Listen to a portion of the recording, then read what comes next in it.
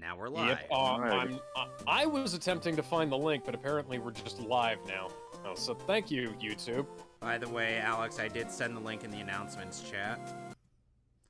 Yes, I have yours in the picture-in-picture, hypothetically.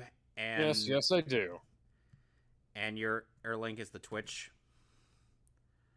No, I have the YouTube and the Kick up right now. So link me 8 of those. I am attempting to find that. View in the live control room. There we go. That's what I wanted earlier. So, in between sessions, we grinded. John Bon Jovi is now level 16 and a combustion.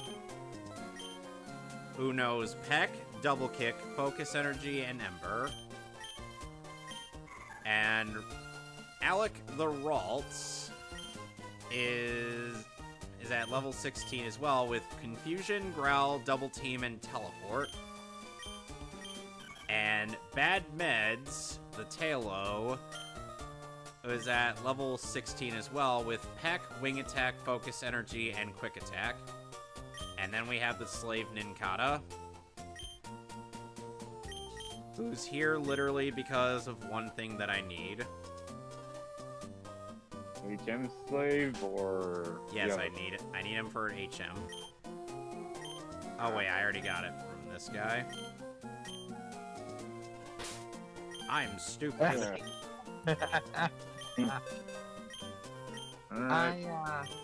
I'm starting to see another trend here. What? Well, I mean, I see Scorps on Alex's side. I used to have nightmares about this game over stream, to be honest. Oh, you know what? I can see why. Why did my bitrate... Why is my bitrate still red? I have 6,000 kilobits a second. What are you doing to me, guys? There we go. Now I just gotta wait for the interact prompt to appear. Advanced audio properties. Monitor off, monitor only. Okay. There we go. So now I can hear you. So to explain why Alex, for whatever reason, has decided to play Kingdom Hearts again, he's insistent that he is... The bosses? No, that he's insistent that he's so close to beating the game. Yeah, I'm like a gambler with an addiction, except, you know, I don't know when to hold them and I don't know when to fold them. I don't know when to walk away, and I definitely do not know when to run. When he should have learned those a while ago. Gotta know when to hold. And I doubt he'll last very long if he tries... I doubt he'll last very long if he tries this with Kingdom Hearts 2. Know when to run. You never count your money. Hey, look, here's a unique mechanic that was introduced. M-U-N-N-Y. When you're sitting at now, the table. here's a unique mechanic introduced in Gen 3. So, at first, double battles would only be just, you know, you see 2 people together, and they both challenge you to a battle. Oh, now, it doesn't matter if those 2 people are right next to each other, or if they are standing within... If you are standing within their line of sight, 2 people will engage in a double battle with you no matter what. Yay. Which, by the way, Gen 3 was the generation that introduced double battles, in case you were curious, Alex. I wasn't, but okay. So you have the game that I'm playing to thank for, or why there are 2v2s. Yeah, Coliseum and XD pretty much milked the shit out of it. Oh, yeah. I'm fighting a bunch of rocks. Thank God they never did that again with the other fighting rocks battles and rotation battles. I actually liked triple battles and rotation battles. They offered a lot. I mean, I liked them too. I wish they offered a lot in terms of strategy. I mean, I do wish they would bring them back, but you know, Some gimmicks stay, some gimmicks die off. Just like Look, Mega Evolutions and Z moves.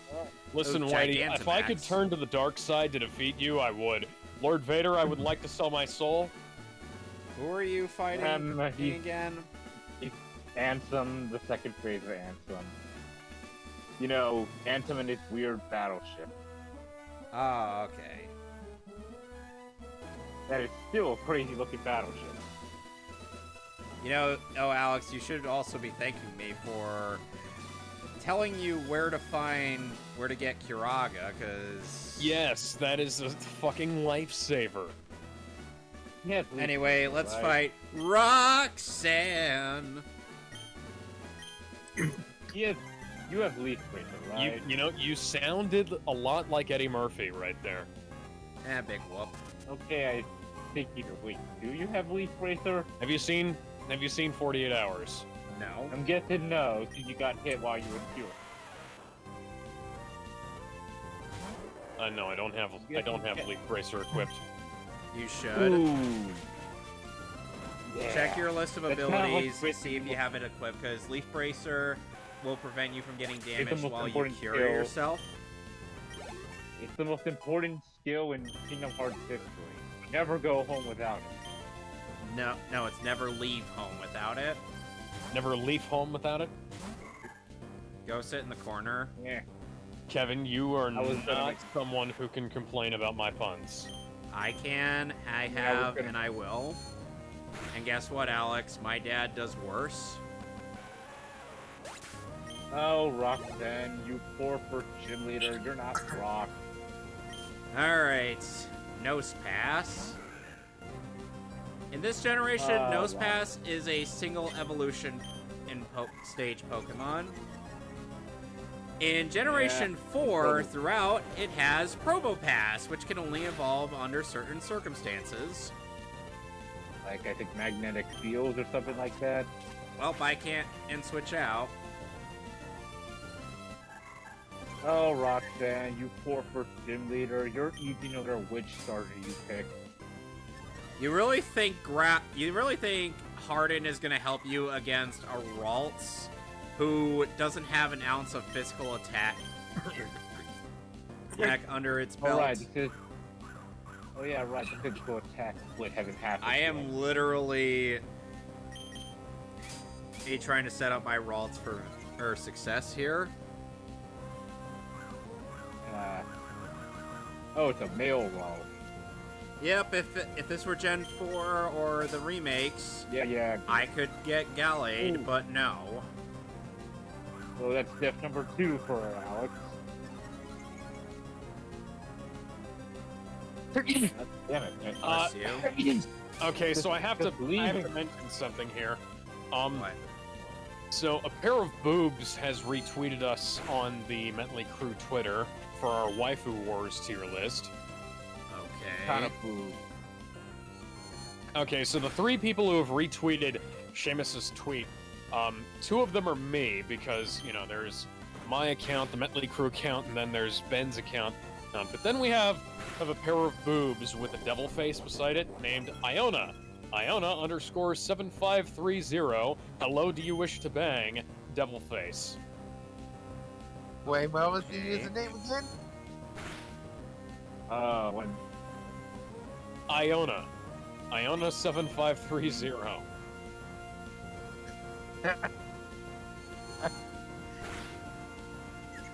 Like, Oh, Nose Pass is now confused. this is a 110% a fucking bot. It is. Probably. Yeah, Just go back and get Leaf Bracer quick, man. Seriously. I'm really need Like, there's that. a bunch of shit here where it's like, just random fucking retweets. Yeah, Like, that there's sounds like a bot. There's borderline porn, there's literal porn, there's random shit from everywhere. They're like, Elon, you were supposed to be taking care of this, and you're not, and I'm disappointed in you, Elon. Listen to Sick. this. My name is Iona. I search 18 plus sex. I very, very horny. Yeah.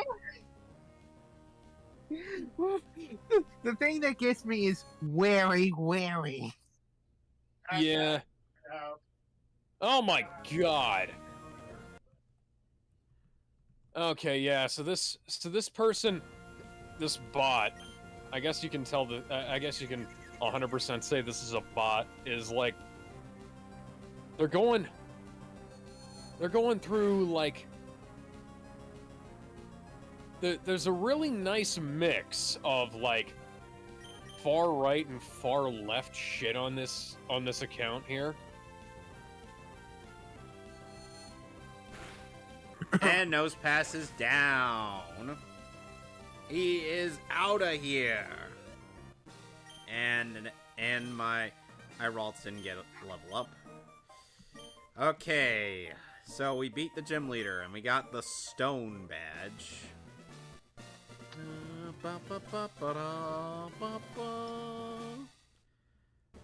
The stone badge heightens the attack power of your Pokemon. No, it doesn't. It also enables them to use the HM move Cut outside of battle. That it does. And I obtained Rock Tomb. That technical machine, TM39, contains Rock Tomb. It not only inflicts damage by dropping rocks, it also lowers speed. If you use a TM, it instantly teaches the move to a Pokemon. Remember, a TM can be used only once, so think before you use it. Yeah, okay, that's neat. Hello, good sir. Whoa, what a breathtaking victory! My cheering must have worked. Great, check your trainer card.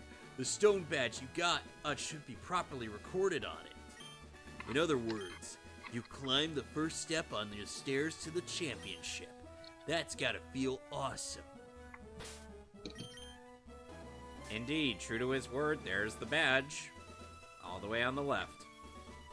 Well, now I've seen everything. A fucking OnlyFans account retweeting anti-porn and propaganda. Get out, Shut out the of the fuck way. up, no. Wait, is that Cat in the chat? Of course. Hi. That's Hi, Cat. unexpected. How are you today? I saw the first Kingdom Hearts and now I'm here. Well, here's Yeah. Hello, well, that's Alex is my the only prop. one playing Kingdom Hearts because I'm doing Pokemon Emerald, and Yep. Alex is stubborn as a bull. Yeah. I You just won't equip Leaf I got a Bracer. notification on the Mental I- Crew Twitter account. I don't think By the he way, we have a can. Twitter account, and You can't leave some I money, think- just equip it. Sonic, I think there's an issue. He can't equip it while in the middle of a battle. I'm saying Yeah, you do you need to see? fight him. if I do that, I'm gonna have Fight to it. restart the whole fucking section again. You'd have to, yes. I mean, yeah, at this point, just do it. You're not getting through with this, man. It ain't worth. I got Take the bullet and just pretty damn close last time. Yeah, but here's the thing: you'll Take get the much bullet, closer. man. The Isn't bullet. this like free phrases? That bullet looks tasty. Besides, you got free phases, man. You still got another phase after this. Yeah, but you do. after this, I get Donald and Goofy back. Yep. That's true. I Not in that fact, Donald it is. took me- it Not took- that Donald is it really took all that me useful. half a year, because for a long time I finished Kingdom Hearts 1 back when I was a lot younger, but I hadn't played it in my adult years, so it took me about half a year recently just to fucking do this fight because it just kept making me so angry. My This is why Pokemon you rule. skip Check Leaf them Bracer, out. Kid. That's precious. Yeah, I why Leaf ground up Bracers are- several levels Oh, and, don't and admit it. started them. Ooh, you're giving my Ralts free experience. Here's a confusion for your troubles. Dead. And Ralts finally leveled up.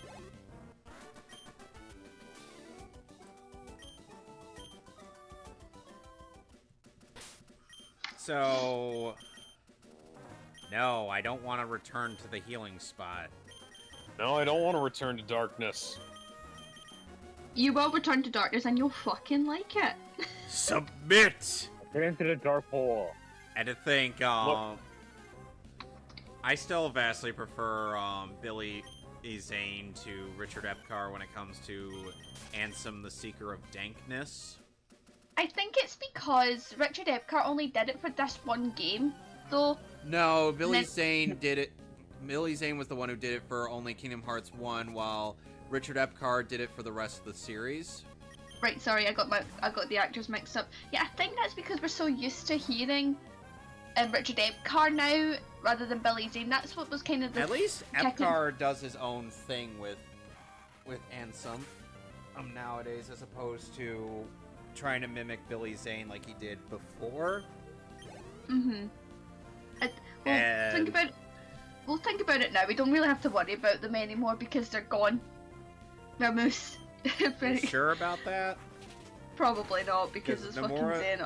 Yeah, because Nomura could always just pull the solution out of his ass, like he does for most of this stuff. Don't you mean the whole of 3 was just out his ass, though?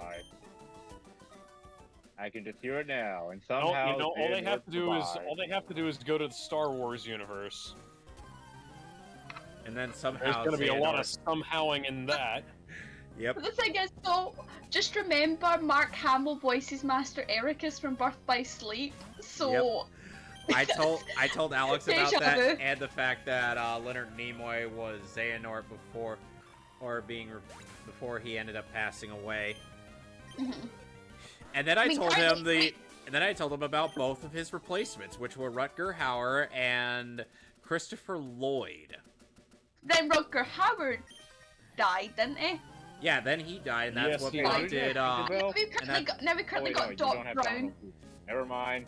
Yeah, and then we got. Currently we have Doc Brown and his DeLorean. Yep. And I'm just like, Sora, we have to get back to the future. Sora, it's your kids, Sora. We have to do something about your kids. And then Sora would be like, I need an adult. Wait, I forget. All we have to do is go to the future and get you as an adult, and you'll have an adult. So that's death number 3. Oh. Okay, no need to count the deaths, alright? Oh, There's already enough salt into the wound. There's already enough salt in the wounds. You can do it. He needs this salt to know that he needs Leaf Tracer. Try to be best, cause you're only a man, and a man's gotta learn to take it. Thor and Rocky, huh? By the way, so Kat, recently me and the guys ended up watching the abysmal death battle that is Darth Vader versus Super Ultra Alpha Omega Simp. Have you? Naruto. Obito. Yes, that's what I meant. Okay, I will admit, while I might find the results questionable, I will think death battle animation was pretty great. It was alright. Right up until the end, I'd say. This is the only episode of Death Battle this season that hasn't impressed me, as far as the animation goes, you know? And I mean, we had a lot of stomps lately. And the thing is like, if... Well, you can... Like, the way they... Like, Kat, you know, we were all kind of expecting Darth Vader, the correct option, to win. But no, they had to bend over backwards or it's just to give Obito a win that's based off of a condition that requires way too many steps for it to actually be viable in a versus match. Yeah. God's sake. They gave him the infinite bullshit cheat, basically. And, you know, it wasn't particularly impressive to me as far as it went. Like there was some really cool shit that happened. Like, Darth Vader was piloting his TIE fighter from outside the TIE fighter, which I thought was really cool. And then, we got Padme showing up when Obito's mask broke. Yeah. But then everything else happened, and I was just kind of, I think everything after the whole Tentail showed up. And it's like, people are simping so hard for this matchup, and for this death battle, and I'm like, you people are idiots. Yeah. This was a terrible... I like the concept. Yeah, I Like, mean, to be there fair, I was did good- find out there was there's a some lot good of similarities choreography. between them. But I do like there was a they didn't do it. On a slightly different subject, did you guys see that SAG-AFTRA has gone on strike? Who else is gonna go on strike? Well, I'm more than just took the word straight out of my apparently mouth the because that's Teamsters. Apparently the Teamsters are next on the chopping block. oh, lovely. 'Cause- Yeah, Yeah, so allegedly the Teamsters are going to be going on strike next, and that's just gonna fuck everything up. And I wonder, I swear to God, man, everyone's going on strike. I think actors have a bit of a cheat going on strike, to be honest, but that's just my opinion.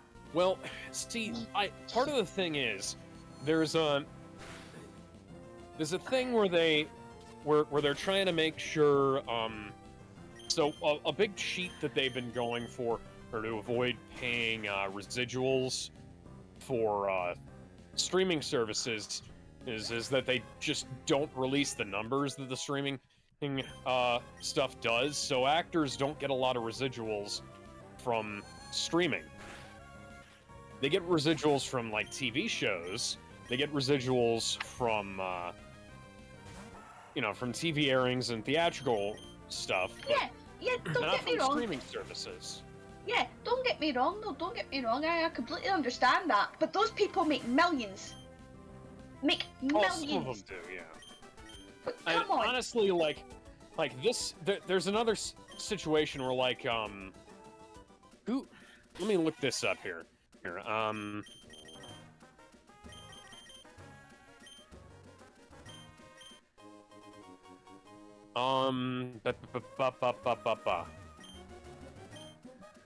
One of the actors from Aqua Teen Hunger Force, they were, yeah, Carrie Means.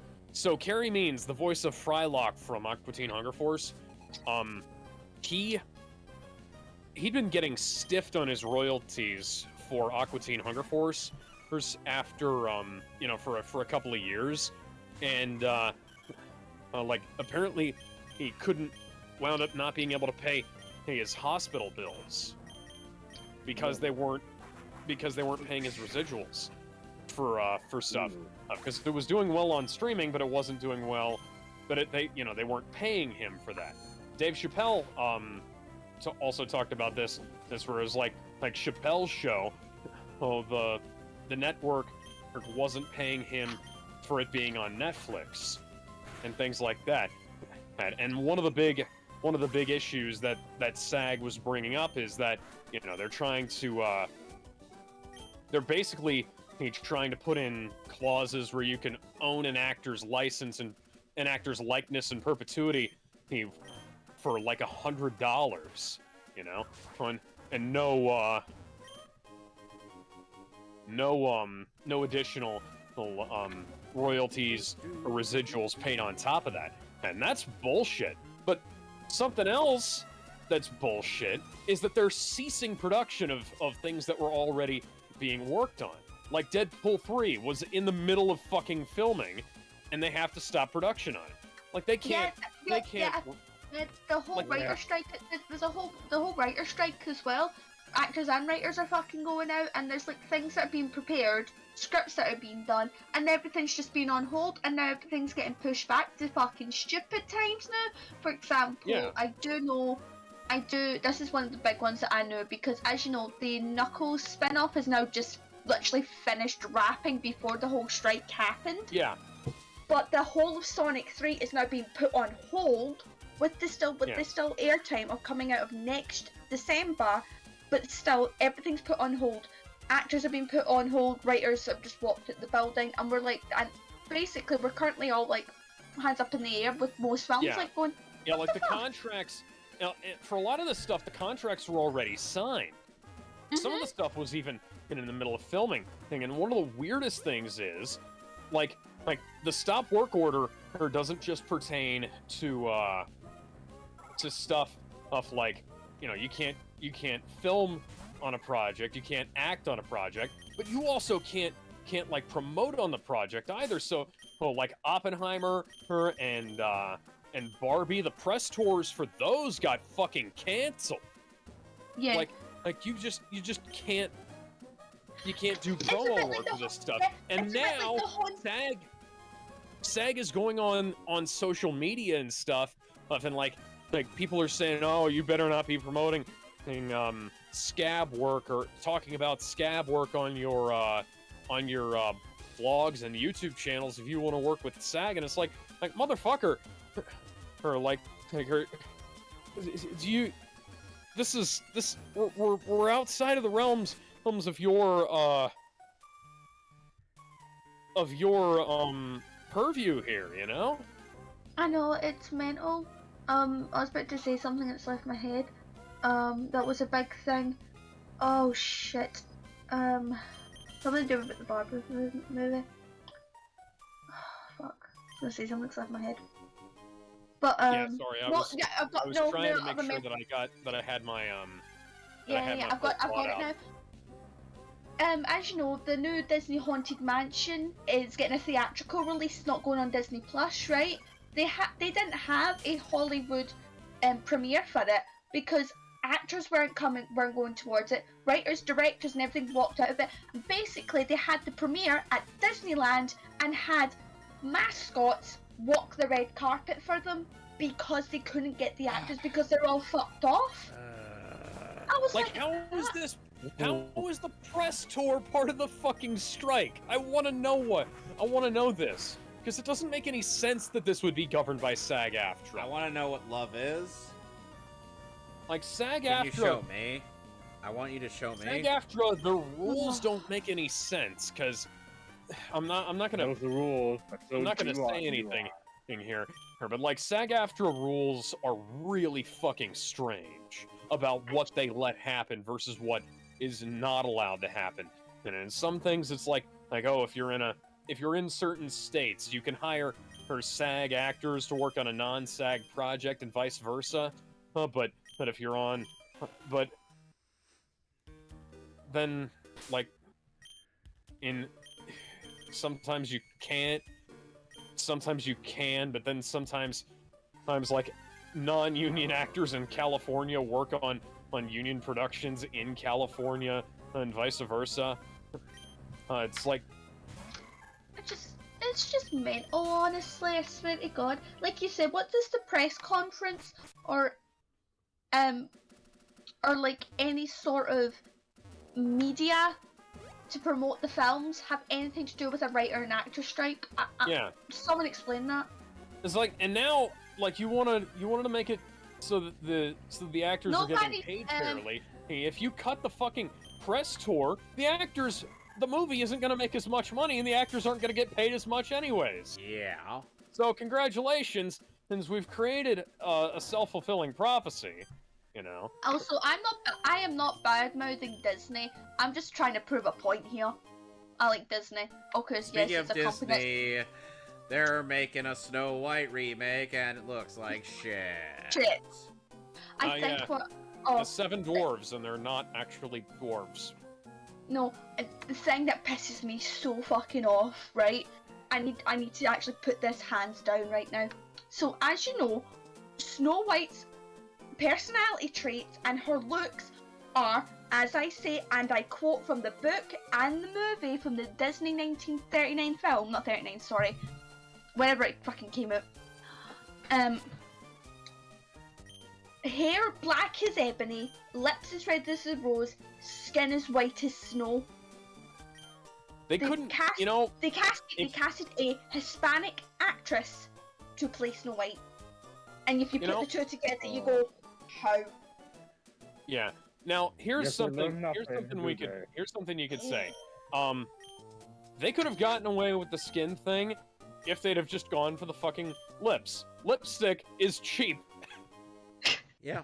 Like in terms of the amount of money, that Disney spends on a fucking film, lipstick is possibly the cheapest thing. And you know what? They could CGI her lips red, you know?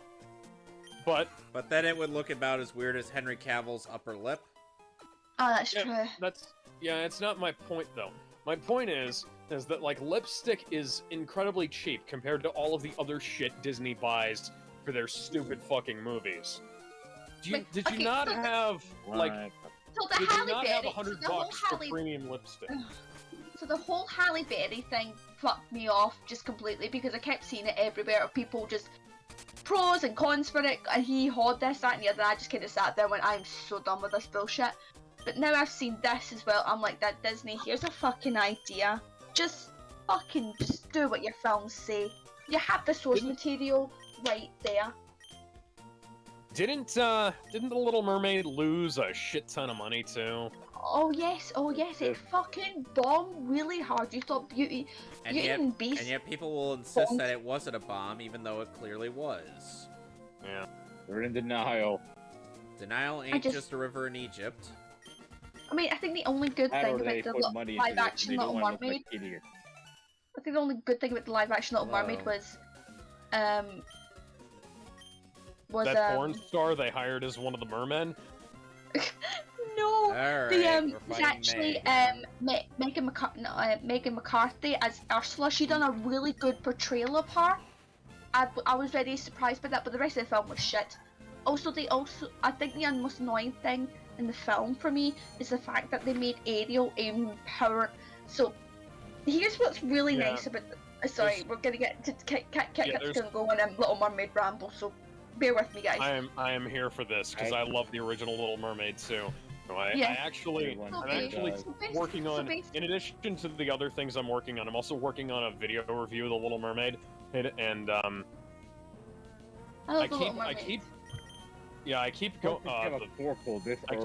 raging whenever I watch the remake, and I'm not able to finish it. Like I get about another 5 minutes through, and I'm just like I don't want to watch this Liam, anymore. Sorry, we've got someone in chat. Right, Liam. There is the good side of Disney, and then there's the bad side of Disney. Disney makes stupid decisions, and I think we can all agree on that. But when they make the right decisions, we praise them to the high heavens. So basically, it's a double-edged sword when it comes to this. Just wanted to point that out. Anyway, when it comes to The Little Mermaid, as you know, in the film, in the original 1989 film, when Ariel rescues Eric, and so when Ariel rescues Eric and things like that, it's kind of like the whole romance scene, right? And at the end of the film, Eric basically saves her, which is basically the poetic side of it, basically. No, not in the live action film. They fucking get Ariel on a boat and fucking kill Ursula, and fucking they've made Eric a fucking a fucking prince in distress. It drove me mental. Yeah. So there's a parallel in the original Little Mermaid. At the start of the film, Ariel saves Eric, and then at the end of the film, Eric saves her. And it's like it's kind of a symbol, it's symbolic of like them working together and them being like a good couple, you know? Yeah, I like putting the word because it is supposed to be it's supposed to be a children's film, of course. But the thing is, it's romantic. That's the whole point. He loves her and she loves him. That's the whole point. I mean, I'm gonna be fucking honest. I think when it comes to the Little Mermaid and Kingdom Hearts, they've done it a lot better there too. But you know, sure. Sure. I hated the Little Mermaid stage in this game, but yeah. So I have to. I'm gonna run back to the chat here. Or Ben said SAG is weird, has to do with marketing and shit. Liam Hughes says, look who's bad-mouthing Disney. Ben says, all of us. Liam says, Gamer Ben, why?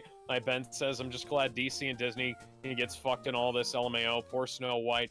Liam says, and yet me play Kingdom Hearts, don't say so. Oh, so not bad-mouthing Disney, no, that's bad-mouthing, I'm not stupid, but whatever. Stupid moves, okay. It did. The Little Mermaid's budget was fucking insane. It made around 500 million. Oh, this is Ben, by the way. It did. The Little Mermaid's budget was fucking insane. Made about 500 million. Spent 350 million plus the 60% cut the theaters take. Ben, and I'd be a little bit skeptical of that being the theatrical cut because theaters tend to take a lot less than that when working with Disney. At best, the movie made around 200 million. I'd say maybe about 300 to 400 million. But that still doesn't account for like all of the marketing costs. Oof. Oh. Yeah. So you call them stupid and say all of this and this bad mouthing, okay, whatever, on the dumb one. Liam, I'm not sure what you're saying here. I'm sorry if you think we're calling you dumb. We're not, but Disney, he is not doing great right now. Disney's bad. Ben says Disney's bad side is the more common one now. Liam says no, disagree. Friend, learn how to use punctuation. I don't know if you're agreeing with Ben or disagreeing with him here. And Ben says, and Igor is now scrapping Disney down for sale. Oh, I don't want to see Apple owning Disney. Isn't it Iger? Yeah, Bob Iger. Yeah, Bob Iger. Man, Alex, how late are you? Dude, I was playing the fucking game. Actually, theaters take a far higher cut now.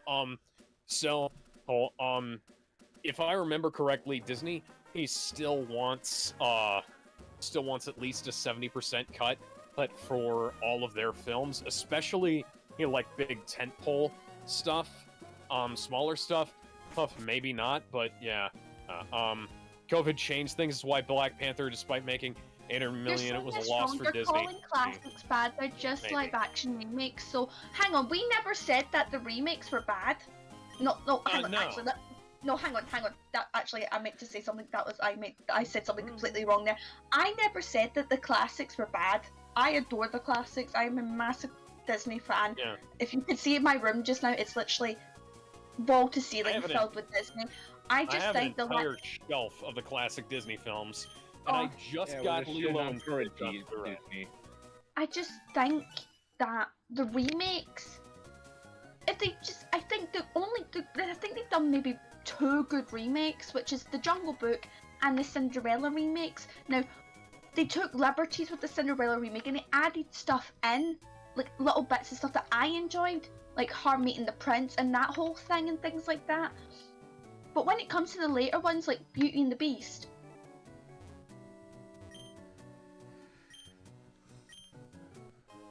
you're saying this wrong. You're calling classics bad, just their live-action remakes. So, and then Ben says Disney may want, but they don't get jack shit now. I don't know.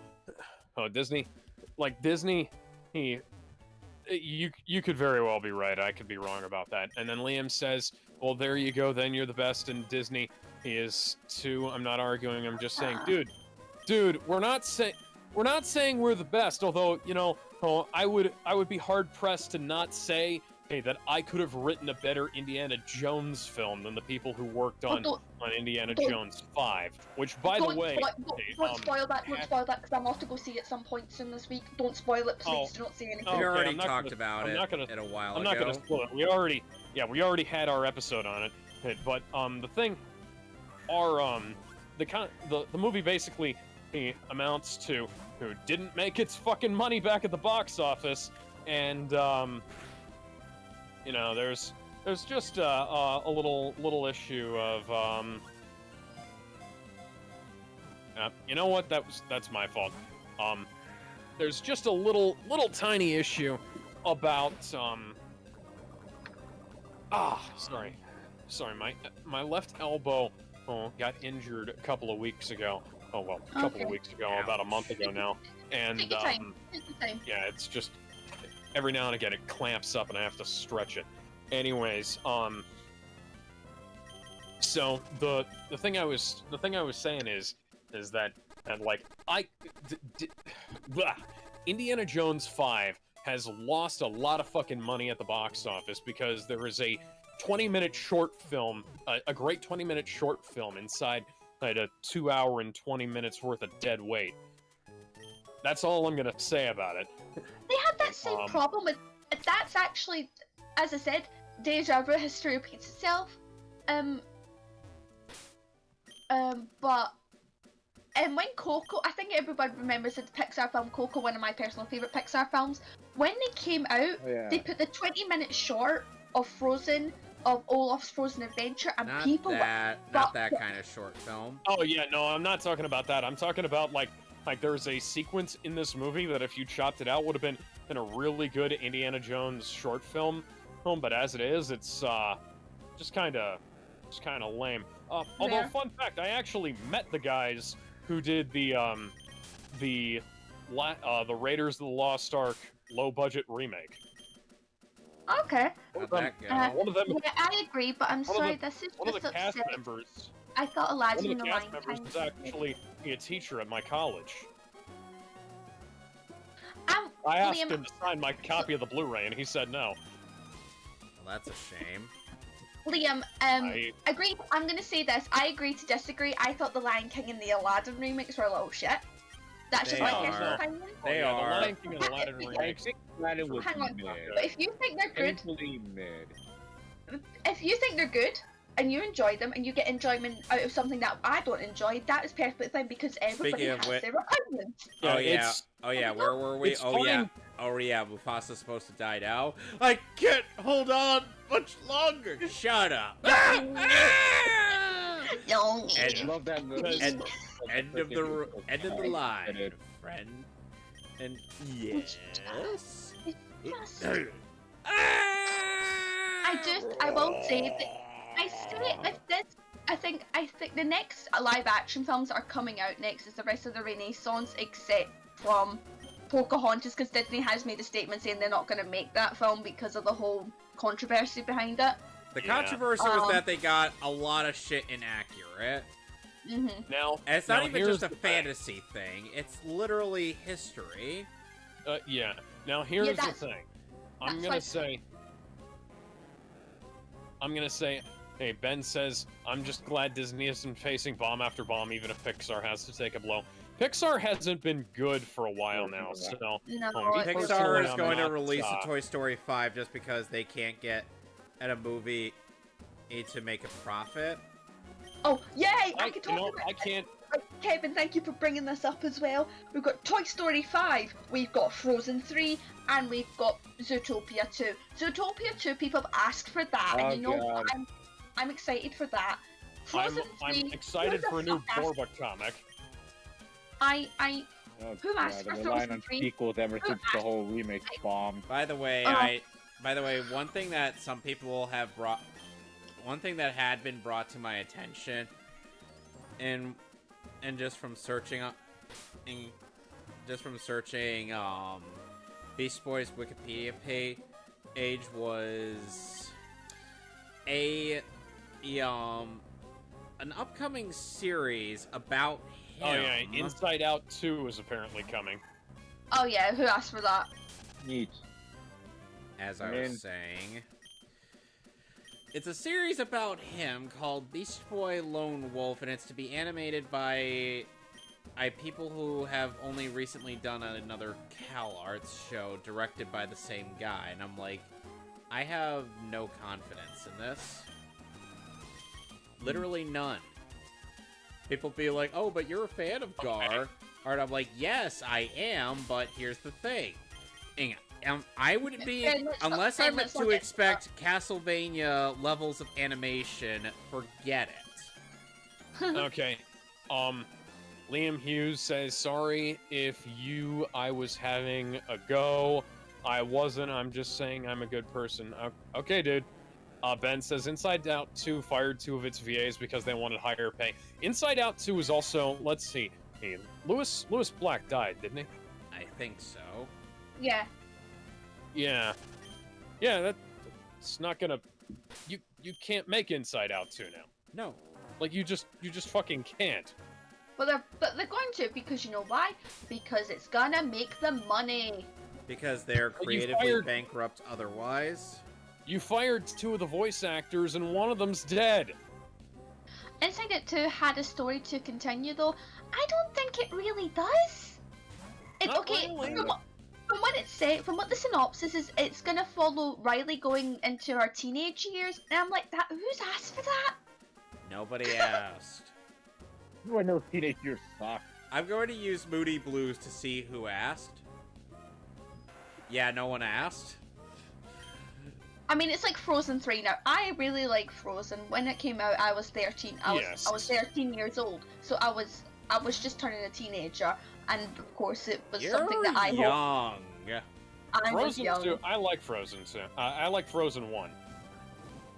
I haven't seen Frozen Let it 2. go. Let it go. There, I sang it. Happy now? And I went to the cinema see Frozen 3 when it came out in 2019, so I was 19 years Frozen old. 3? Frozen 2. Frozen 2. Yeah, I was 19 when it came out. I actually kind of that night was actually kind of important. It was kind of special to me, but I'm not gonna say it on stream because it's quite personal. Was that the day? Hey, that those people got attacked by with knives in the Frozen 2 theater? No, sadly, I wasn't in that theater. Me and my best. I'm not giving Mr. Tentacle Man any attention. And I really liked Frozen 2. I think Frozen 2 kind of closed the story for Elsa, I think. And the issue I take with that with Frozen 2, they made her a god. They basically made her a god.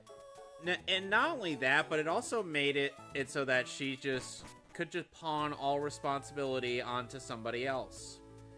So much for learning all of that in the first movie. But also, if Hans wasn't a dick, if you just waited a little longer, he would have became king. I'm just saying. Yeah, you know what? That's a trend with a lot of Disney films, where it's like if people would have made the smart decision, there would have been a different plot, maybe even a more interesting plot. Yeah, we'll never know because the writer went for lazy, easy conflict. Also, I just find it so. I'm actually going to bring this up. I'm going to find this so mental, right? I don't know if you guys know about this. So when Frozen 1 came out, Kingdom Hearts 3 was announced the same year, by the way, which was 2013, which is mental. Oh, and by the way, yeah. And by the way, Kingdom Hearts does have a sequence where we have to listen to Let It Go. Does it have the same visual glitches? It fixed some of them. Actually, anyway, as I was saying, basically, Frozen was having so many problems in production because they had a story. Fun fact, a month before the film came out, they scrapped the whole film and had to push it back and push it back a year to remake the whole film because once the director and all that listened to Let It Go, they changed the whole story. Oh. Because originally Elsa was supposed to be the villain. Oh god damn it! Oh god! I'm one step closer to the edge, and I'm about to break. I would have liked to see that, man. I know. Villain Elsa would have been great. Now, here is when Kingdom Hearts 3 comes into the mix here. Liam Hughes says maybe not all about the money. You see there, if we go Pocahontas ain't be live action remake, then we go, there's reasons for that, and the company has planned themselves. There's a bunch of stuff that they're not going to remake to live action. You know, it's arguable that they didn't remake Mulan to live action, because that is not the same story and not the same characters. Nope. Though the movie is on Disney Plus, it's not like it's banned like Song of the South or anything. And Ben says his hot take Song of the South was ahead of its times, and that it had an anti-racist pro-unity message. Yes, fun fact. By the way, go on Amazon or eBay, hey, buy the Spanish Blu-ray of Song of the South. It is region-free and it has the English version on it. It is the best way, hey, to listen to zippity-doo-dah, zippity-ay, my oh my, what a wonderful day. Lining of sunshine, headed my way. Sorry, go ahead. Anyway, now, this is where Frozen 3, as you know, if you've played Frozen 3, sorry, this is where Frozen and Kingdom Hearts this is when Kingdom Hearts 3 got fucked around a little bit too. When it comes to Kingdom Hearts 3, Frozen, they wanted the Frozen is world. Literally the worst world in that game. There we go, and I'm about to explain why it's the worst world in the game. Because they were given the original plans for the first original film, which was it for Elsa to be the villain. When they changed the film around, they had to let Enix know, but Square Enix did not know for months in advance, by the way, because the game was almost about 80% of the worlds were done. So Frozen was done. basically Disney went, haha, we've changed the whole film, so you're gonna have to film it. Now, the game was coming out in about a year time, so this is about 2017, so 0.2 is not long, just came out. So basically, Square Enix had to rush the whole of Frozen's world backwards and start it from scratch. But they had to make liberties. So there's a section in the map where we were supposed to explore, and it's just cut off, and we can't get to it. Also, with the Hans fight, if you actually look at Hans' silhouette disappearing, it's actually Elsa's. It's actually prominently Elsa. You can see it prominent as day because they fucked them over. Now, that is why Frozen's world suffered so much, because Disney Are did you not sure let it wasn't just going back and forth, up and down the fucking mountain?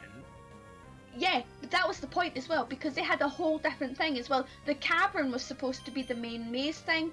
Like, we were supposed to get up there, the whole thing was supposed to go on, then we were supposed to get shoved down the mountain and confront Elsa about the whole thing. But we kept going up and down the mountain, up and down the mountain. It's like a fucking yo-yo. Don't even get me started, man, about that fucking game. So basically, Disney fucked over that part of the world. That is why I'm hoping for Kingdom Hearts 3, Kingdom Hearts 4, if we do get a Frozen world, it's a bit, and it's based on Frozen 2, please make it so much better than what you did for Frozen 1, because it was a fucking train wreck. It's the worst world of the whole game, and that's fucking saying something, because each world in the game, I think was very strong for each of them. I don't think I could pick a favourite. Okay, maybe I could pick Pirates, but that's just my nostalgia. At the very least, the Pirates world in that game was better than the one in the second game. I still miss the fact that when you fight, you don't hear the fucking Pirates theme anymore. I kind of miss that. But yeah, I just... a new theme that Yoko Shimomura composed. I'm not saying that. Good, but, you know... Ben, isn't it racist though? Because they changed Splash Mountain is changed to A Princess and the Frog instead of that's right. They changed it because the reason they changed it is because it's to be a bit more modernized. Because Splash Mountain's been there since Disney's opening, right? Hello, of course, hello, initial bane of my existence, Brawly. Liam Hughes says, yeah, I'm not arguing, I'm just saying if you're not bad-mouthing them, then fine, but certain things just upset me, nothing against. Zippity-doo-dah, zippity-hey. Hey, with Metley Crew, Gamer Ben Disney ain't racist, though. Oh, that's why they changed Splash Mountain. And it's changed to a Princess and Frog Ride, blah, blah, blah. Changed to keep it longer, and is, yeah, no, I don't know. Oh, Disney? You know what, just let Disney do their thing. But, yeah. Disney can go. I'm kind of excited. Yeah, let's include DreamWorks, guys. This place sucks. I mean, I'm kind of excited. By the way, Kat, the most recent DreamWorks movie we watched was Madagascar 3, and... Best one. Yes, it is. Yeah. And let's just say that Alex was certainly awed by Le Capitaine Chantal Dubois. Well, I was... Oh, Andrea! What I still love Frances McDormand in that role. She gets so invested into it. But yeah, I'm really excited for the Princess and the Frog ride. I really am, but I love the Princess and the Frog film though. I really have done since I was a little girl. Great movie. So, Too bad Disney won't won't do traditional animation anymore. That's because after the animation film they did. The reason is that no, the last one they did was a Winnie the Pooh short. Oh yeah. Oh yeah, that's right, the rights aren't over. Oh my god! I just one-shotted his Makuhita. I flexed on him so hard. Did anybody watch that horror movie, Winnie the Pooh? No. That's not out yet. Awesome Reviews has a Twitter thread on it. It is shit. Like, it is not even funny trash. It's just low-budget Baby, bullshit. now you feel like number one. I mean, shining bright for everyone. Living out your fantasy, the brightest star for... for all to see.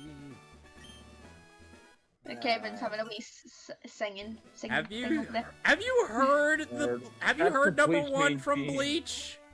Of course I have. Good. It's fucking amazing. Anyway, but because I'm watching Alex play Kingdom Hearts, and of course, if you want to know anything about me, I'm literally obsessed with Kingdom Hearts to the point where I actually have a shrine behind me of a lot of merch. You know, I had Did you fight in the rec- Super Boss in Kingdom Hearts 1? before I did Paper Mario, I ended up doing Kingdom Hearts 2 to quite an interesting degree. Now, It took me a little while to finish Kingdom. So when I was a lot younger, I never finished Kingdom Hearts 2 because it made me rage quit so hard. But I need to put into perspective. I was like 6, 7 years old when the game came out in the UK. So yeah. at the but I very least, recently nowadays we have the ability to play the final mix versions. on PC as I well. see. So, whoop whoop. But Seamus can also be my backup here, but he's not here today because he's asleep. Because it's 10 to 2 in the morning.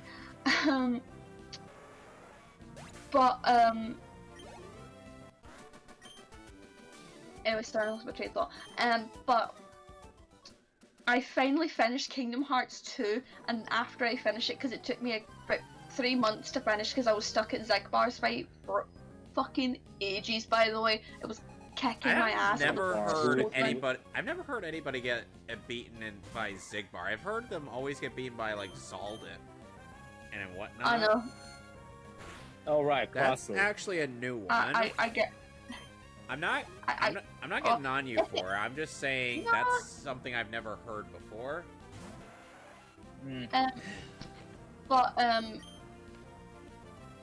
But I just kept getting stuck there constantly, and when I finally done it, I finished the game through the controller down and went, I'm fucking done. I'm not doing this shit again.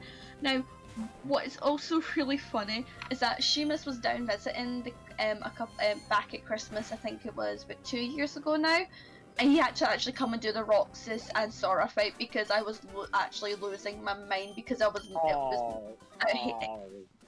I actually You didn't cried. do the Roxas and Sora fight. That was the best part. I couldn't do it. Roxas. I fucking despise Roxas with so much of my being. By the way, I hate. Wow, One that of the is best, one of the best boss fights in the game. That is an It's a great not s- boss fight. I'm not I'm saying not it's. saying that- I'm not saying that, right? I just could not play it. I could not finish it because he was kicking my God ass damn it. like there was no tomorrow. Like I'm like that. Fuck you, you blonde hair You know what? motherfucker. Dark No, Souls nobody fandom, likes you. get good, scrub. You know the funny thing is like when Kingdom Hearts 2 was being promoted, they also kind of promoted Jesse McCartney as the voice of Roxas in some ways, Mhm. and I'm like, the singer? I know. I think it's mental because half of the, from what I remember, I genuinely don't know how they were able to afford keeping him around for Young Justice. I'm even quite surprised that he was.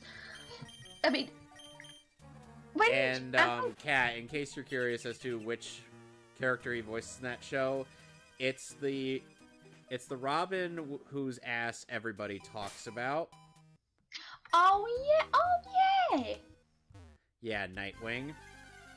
yeah. Okay, right now I understand. But yeah, I think like here's a fun fact. He voices Theodore from the Alvin and the Chipmunks film, and Yeah, that that mentally was blew my yeah, mind. that is weird. Well, 'Cause that I was half expecting him to be I haven't Simon. Yeah. Disney also had, Tony Award-winning Broadway singer Matthew Broderick as, Simba, Simba in The But Lion Yeah. King. but they and never didn't had him have sing, Yeah. Yeah, which is stupid. I mean, come on. If you had the Little Mermaid parts, fucking musical areas, why not have fucking I just can't wait to be king? Is That's that a fucking different musical situation number? because Jonathan Taylor Thomas wasn't known for singing. Yeah. But I still think it's meant, because even now, because I thought ages ago they changed Jesse McCartney's voice actor to be someone else. So it's still Jesse McCartney voicing Roxas and Ventus. Yep. He's been. And it's like very like Haley. consistent. It's like Haley Joel. I think it's right. I love bringing this up because it's quite funny. So, my mum really enjoyed the Sixth Sense film, and as you know, Haley Joel Osment. Haley Joel Osment was the ghost in that. We all know the twist. Yeah, but I thought it was Vin Diesel, not Vin Diesel, Bruce Willis. No, Vin Diesel. Yeah, you're right. You're right. Vin Diesel was the ghost in that movie. No, I was saying Bruce Willis because I had to correct myself. No, it was Vin Diesel. Vin Diesel's not in the movie. Exactly. He's a ghost. You can't see him. Well, that's John Cena, you idiot. Oh, right. John Cena was the ghost in that movie. I'm sorry. Oh I got my Fast and Furious God. actors mixed up. Anyway, when I told her, because when I saw it, it's like, oh my god, that's Sora. My mum went, who? I went, Sora from Kingdom Hearts. So she went, fucking what? But at the same time, He was also the kid in the Jeff Foxworthy show. I know that. And he also guest starred on a certain show with a certain cast member from the Lion King remake. And his sister is on The Sweet Life of Zack and Cody. Actually, no. She was Hannah Montana's best friend. Oh no, she was in Hannah Montana. I'm sorry. Hey, hang on. Who was the other girl? Who was the girl from Sweet Life? Which one? Haley. Oh, it's Haley Peninetti, I think her name is. She voices Kyrie, Hayden but she stopped voicing. Panettiere? Yeah. No, I'm sorry. That was Ashley Teasdale. Ashley Tinsdale. How did I get those two confused? It's okay. Sometimes Haley my older actually sisters make. Sometimes people say my older sister looks like Hayden Panettiere, even though she's taller. Huh. Like Hayden Panettiere is short. Yeah, funnily enough, Hayden Panettiere actually lost her role of Kyrie due to some unsavory things she was saying. So what they did, and I'm actually... What did she say specifically, pray tell? I do not remember, but it was quite a big thing. Now, so basically they had the voice actor of the voice actor of Shion to do the roles of Kyrie, because if she done the roles, it'd be kind of make sense, wouldn't it? Yeah, so I was like that. Okay. Yeah, Allison Stoner, who is also Isabel from Phineas and Ferb, ended up voicing Shion. They were initially going to do Hayden Panettiere, but they didn't really, feel the need to use. She lost her role at that point. Hayden Panettiere actually still voiced Shion in Dream Drop Distance. Mm-hmm. Oh God. But yeah, she lost her role for Kyrie because she said some unsavory things. I don't actually know what they were, but it was kind of discussed behind closed doors, and she kind of left the whole Kingdom Hearts project, and they got Alison Stoner, who voices Shion, to voice Kyrie, and I'm kind of glad they did, because honestly, I think Alison does a really nice job of Kyrie's voice. It's really soft and things like that. And that's the way I describe Kyrie's unfortunately, voice. now we can't make Save the Cheerleader, Save the World jokes. No, we can't. Sadly. There was that. But I think, what is it? I can't remember what game it is. Oh yeah, it's Dream Drop Distance. So Haley Joel Osment, when he first portrayed Sora back in 2002, he hadn't even hit puberty yet. He was a young boy. Well, he was very young. So when he had to voice a younger Sora, and I think, if I'm correct, it's Dream Drop Distance, his voice just was not. It was not it. Haley Joel Osment does better as Venus anyway. Oh, funnily enough, he actually has said that was one of his favorite. That's one of his favorite roles. I can understand why, because a lot of people like to play the villain. I mean, look at Johnny Young Bosch. One of his favorite roles recently was 9 from My Hero Academia: Heroes Rising. Yeah. And I'm like, Congratulations, you've reached 100 messages today with Restream Chat. Awesome! People need to get into more arguments in our chat. Mason's like, who wins? Saiyan Saga versus Peak Ignon Baryon mode Naruto. Well, Saiyan Saga Goku. I'd have to begrudgingly say Naruto in that instance, since Saiyan Saga Goku does not scale nearly as high as Endgame Naruto does pre-Baryon mode. So Naruto would actually get a W on that one against Goku.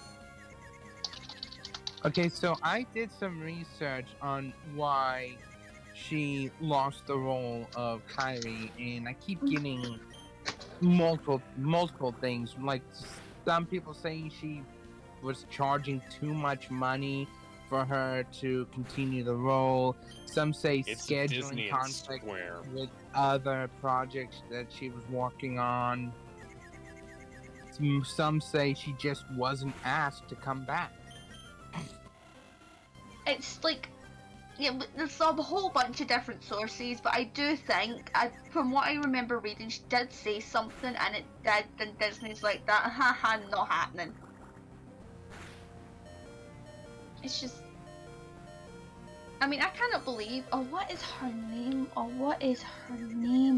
Haley Joel Osment's sister, hang on. Emily Osment.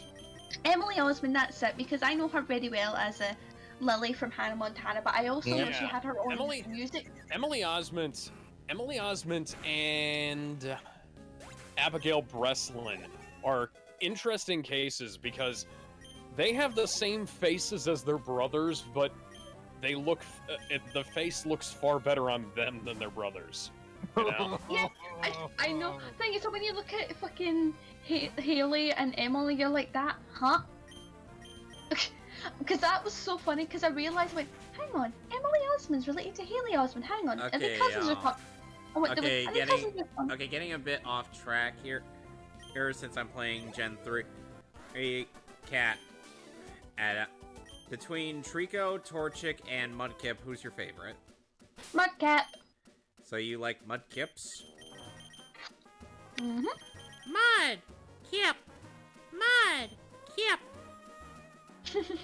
Sorry, No, I had to.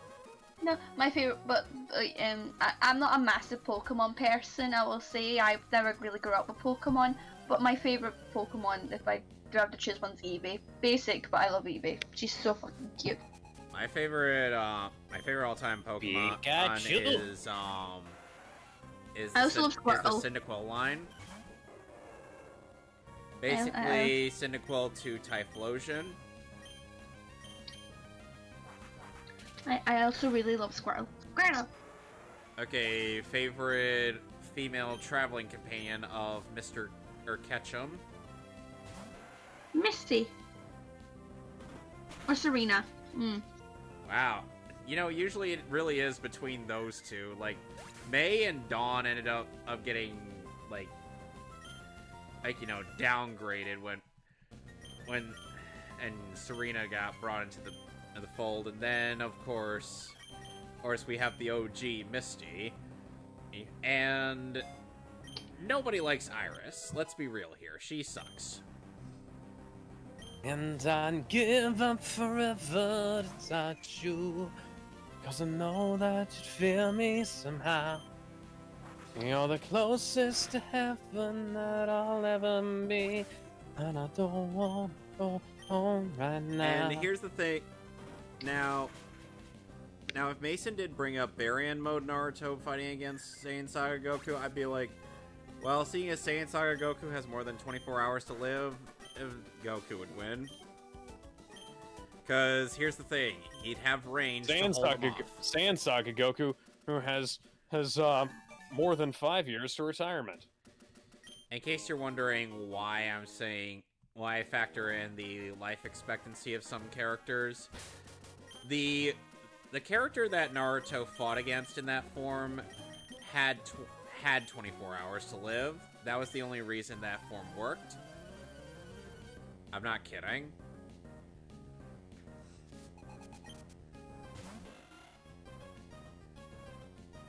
And it wasn't that Naruto's hits, it's on that guy were so, powerful and whatnot. It was the fact that he was getting hit at all that shocked him. Any questions? Nope. And Baryon mode really continues to be the biggest L that Naruto takes in that whole I'm not really paying a whole lot of attention to the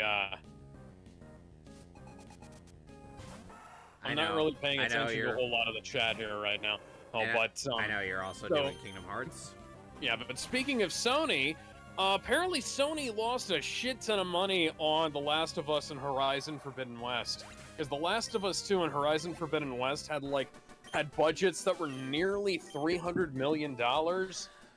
And, first things first, if your game budget is almost as much as the fucking Avengers, oh dear God. I feel sorry for you. You gotta find somewhere to cut there.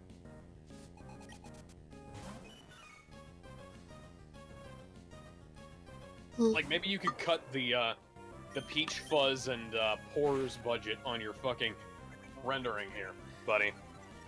Because this is too fucking much. I'm wondering... Sonic and Kit ducked out. Okay. Hey, that's fair. Alex, I'm wondering... And do you think that, do you think when and if we get the new Spider-Man Endgame, we're gonna end up getting Spider-Man going, "Get back here, shocker!" Could be. We need it. We need Yuri Lowenthal to scream his heart out for that. Yeah, it'd be neat, but... You can't escape me! So, Joseph, you know what the context for that is? I'll chase you to the ends of the earth! What? Excuse me? You know what the context for why we'd say Yuri Lowenthal should do the "get back here, shocker" thing? So you know how he's currently one of the most recent guys to voice Spider-Man, right? Yes. So, the premise in Spider-Man, in the upcoming Marvel Spider-Man 2 game, he's donning the black symbiote suit, and Shocker is also seemingly in the game. So you know what that means? We might get an homage to the 90s Spider-Man cartoon in the best way. Oh, yeah. Except Jim Cummings won't be voicing Shocker. Yes, I do remember Jim Cummings voicing him in the 90s cartoon. I've seen clips. Oh, yeah.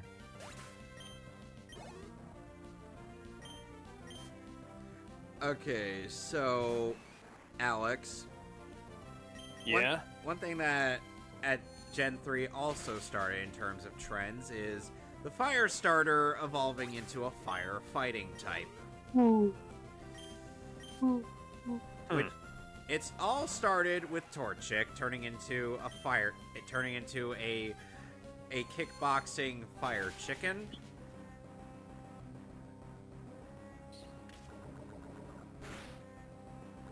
Fuck you, game. I got poisoned again.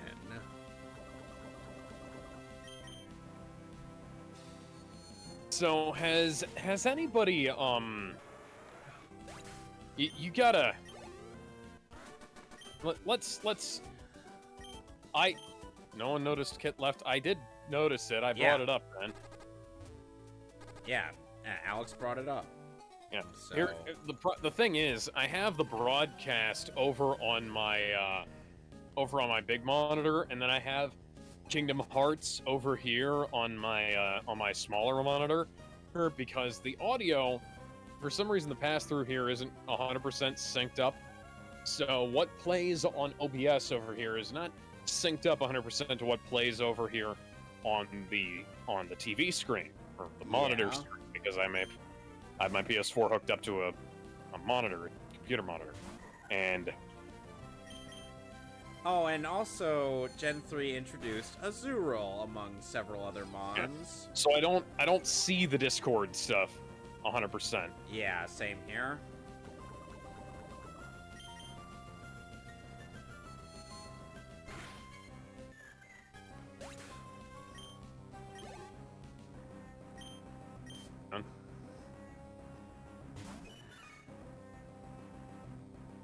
Nope, that didn't work. Okay. Time for strategy number 294.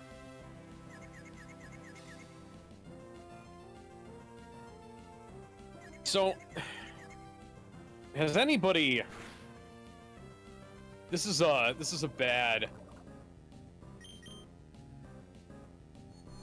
This is a bad what? Yeah, okay, Liam says, okay, funny how after all that the person leaves now, Gamer Ben, and yeah, bye. Ben leaves at odd times sometimes.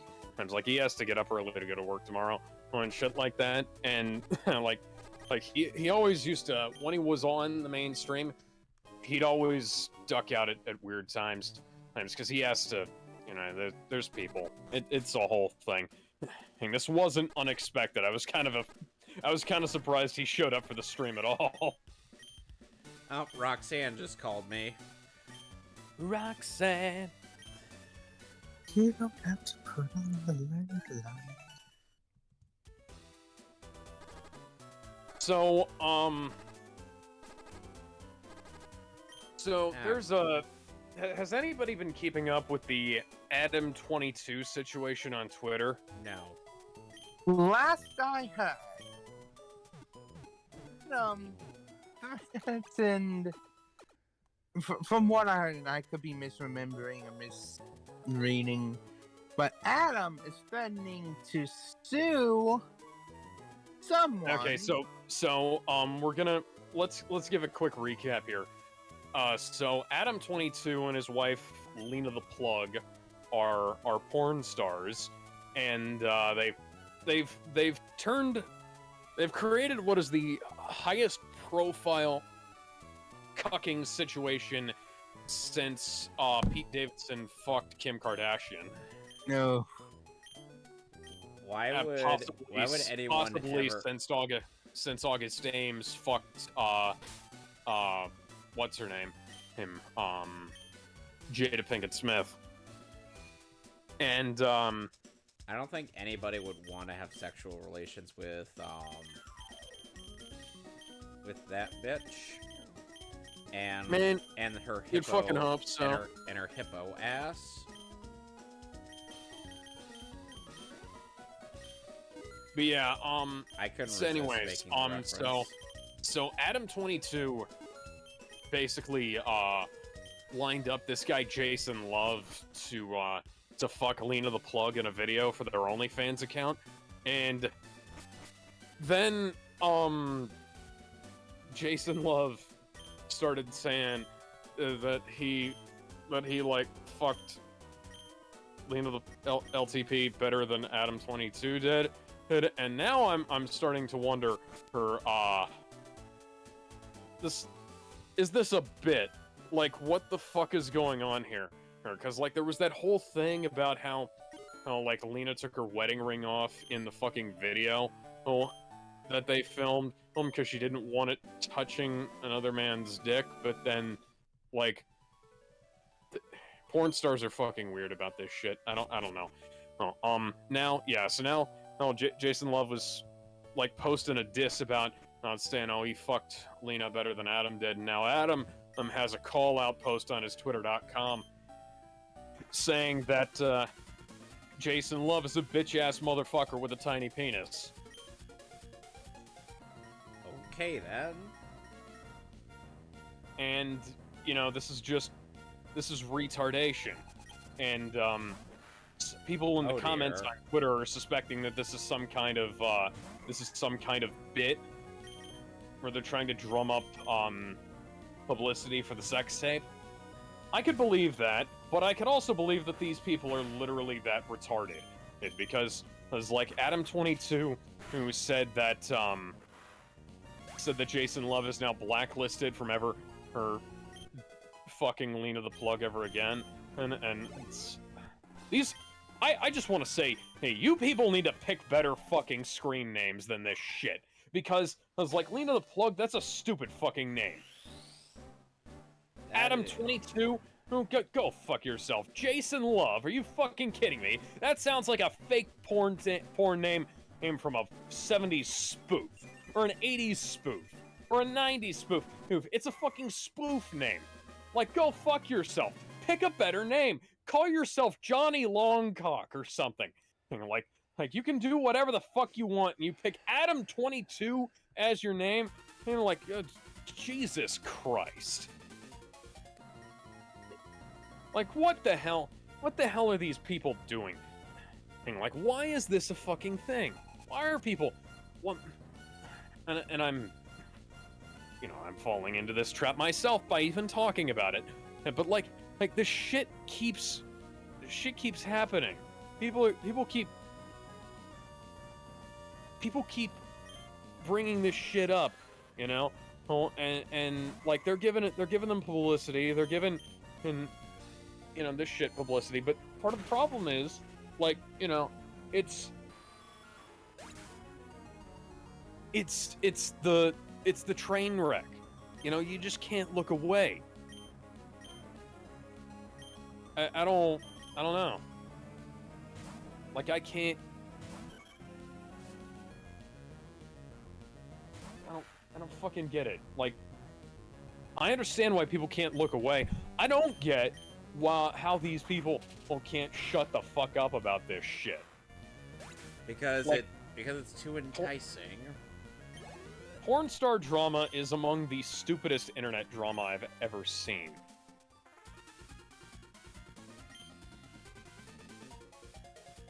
Oh, here's the boss, Archie. Now Gravira doesn't work. Okay, so Team Aqua's boss is Nate. Must be like, yarg, I be a pirate. That's kind of all there is to him.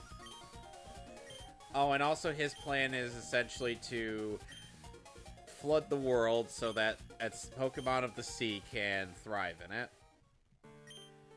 In other words, they're eco-terrorists. That sounds a lot like a plot from a James Bond movie we just watched. It's also the plot of one of Lex Luthor's schemes in the Superman films. Yeah, well, he's not trying to flood the entire world, he's just trying to nuke California. And honestly, Superman, you should have let him.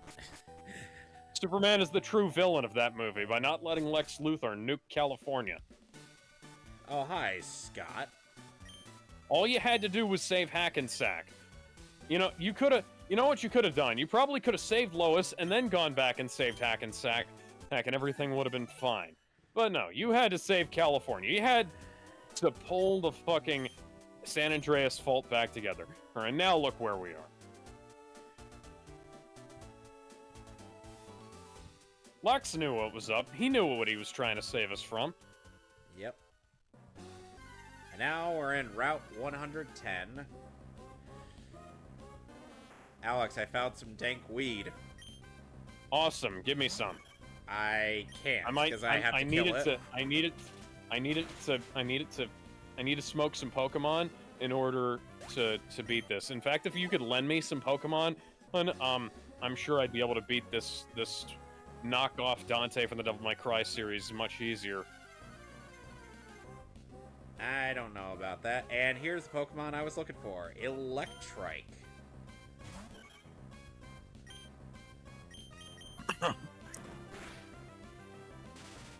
Okay, good. Really?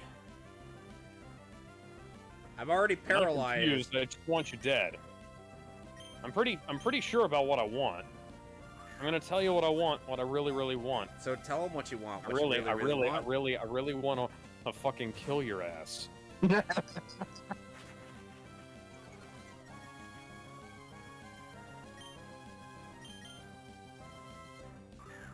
Go, Pokeball. God damn it.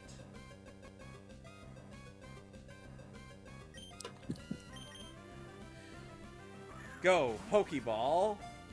I'm trying to catch this Electrike. Why won't you cooperate?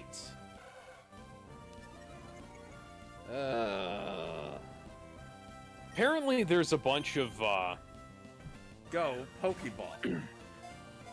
Sorry, let me scroll back up here. Apparently, the thing about...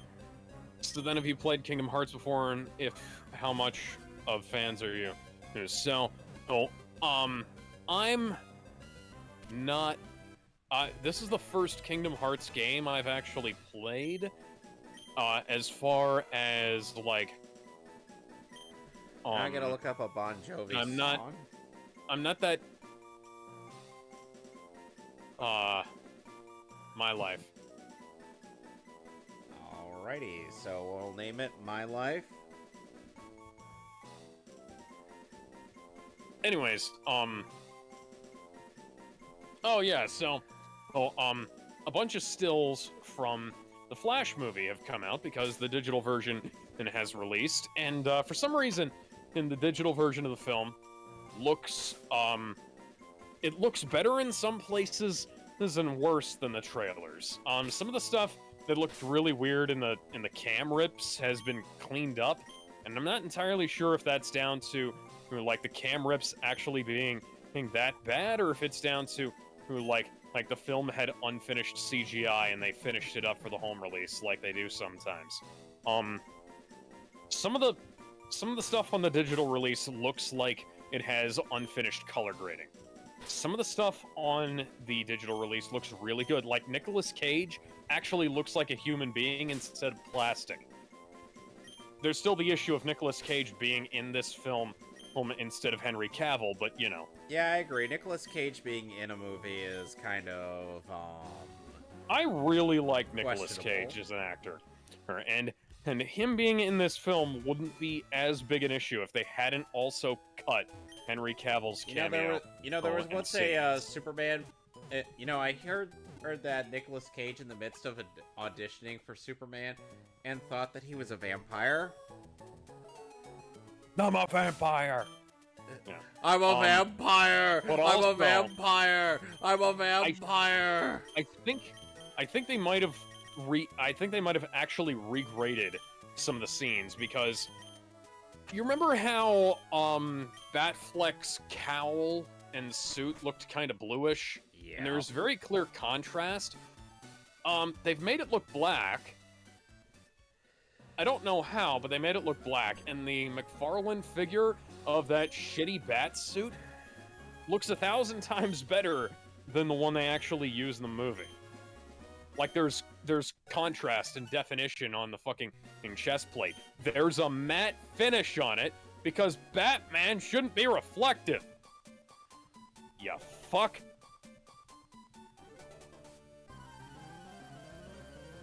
Bum bum bum bum bum bum bum bum bum bum bum bum bum bum bum bum bum bum bum bum. I hate these fuckers. In case you're wondering what these two are, they are Plusle and Minun. They are a pair of electric-type Pokemon who are just here for double battles and nothing else. Any questions? New.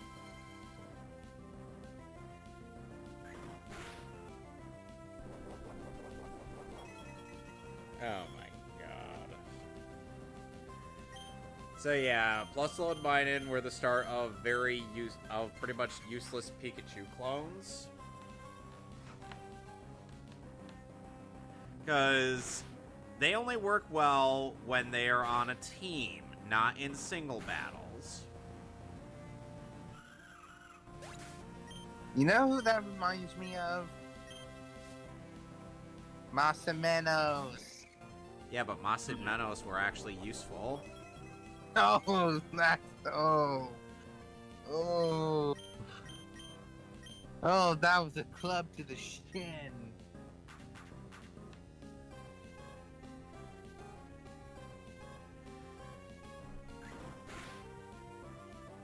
Oh, it's true.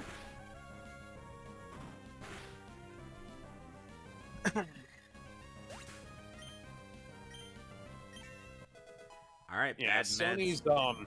Sony's Activision Blizzard Microsoft suit is being denied, by the way, which is both good and bad, I'd say. PewDiePie has been banned from Twitch yet again, so go subscribe to PewDiePie. The reason why streaming. The reason why is he set his Twitch to play his old clips, and that includes the bridge. Motherfucker. What? Twitch is fucking retarded. Don't touch me, motherfucker.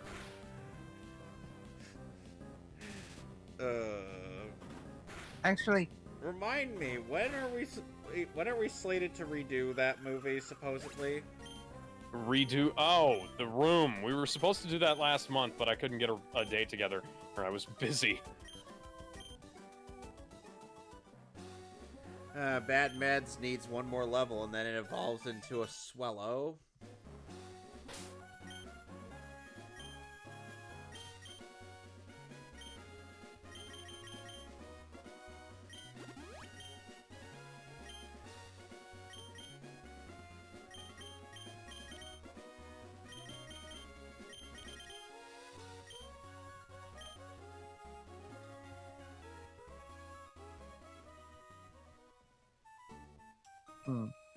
I wonder what other Bon Jovi references you haven't done.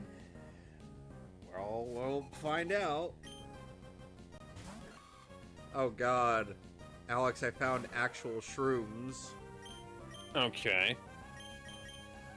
I don't There's know. actually one obscure Bon Jovi reference I want you to do. Okay. Just... I need to remember what...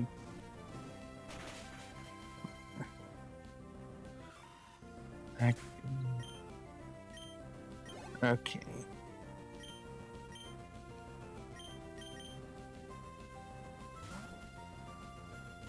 Name a Pokemon in some way or form, Derek Bliss. Derek Bliss? Yes. And the reason why is Bon Jovi appeared in a movie called Vampires Los Muertos, and where he played a vampire hunter.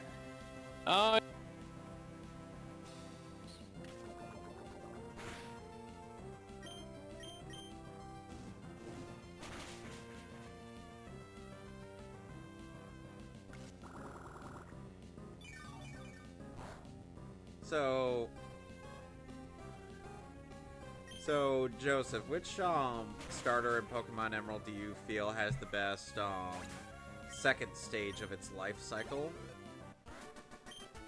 Well, when it comes to Emerald, I focus more on Torchic because the final evolution stage is Blaziken, and Blaziken is one of my favorite Pokemon. However, I can't seem to remember the evolution stages of the other Pokemon. Grovyle and Marshtomp. Yeah, I'm gonna have to look them up. Grovyle was the Trico that Ash had.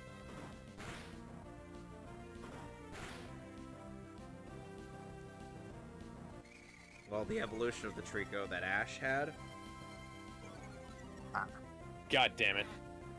Died again. Did it wrong. No, yeah, I did it wrong. You fucked it up. Now you gotta redo it.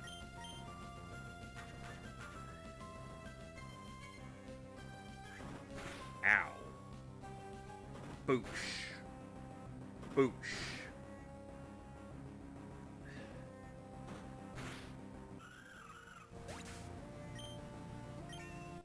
My life grew to level 13. John Bon Jovi grew to level 21. Now he can drink. No, I can't. No, Sand Attack is lame.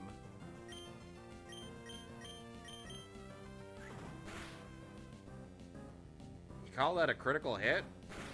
GTFO, buddy.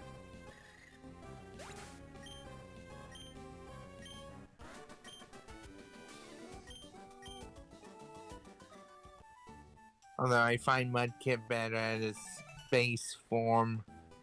Mudkip! It's so adorable. For those wondering, ever heard of the meme, I heard you like Mudkips? Yeah. Well, there you go. Oh, someone looped a clip of two Mudkips saying each other's name. Mudkip, Yep. Mudkip, Mudkip. Yep. No, it just goes, Mudkip. Mudkip. Yep, I've seen that.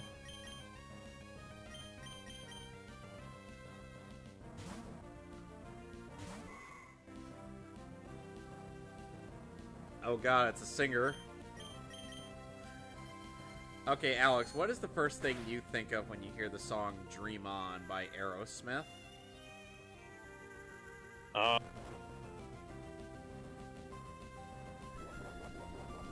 The song? Yeah.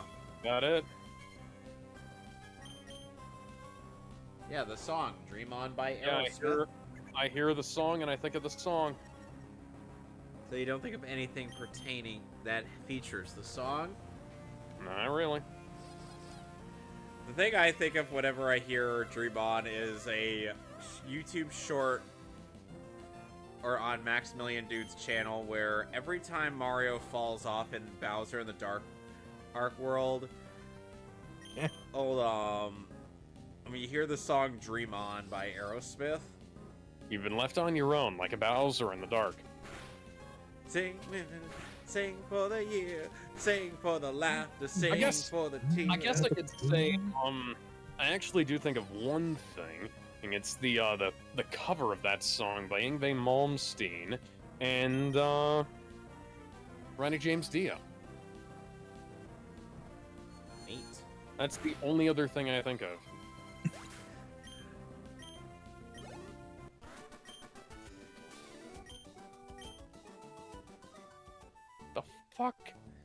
The fuck is that? The fuck is that GIF, Joseph?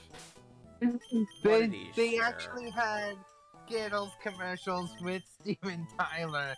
In one of them, he requested a self-portrait of him made entirely of Skittles. You know, that sounds like a Rockstar kind of thing to do. Yep.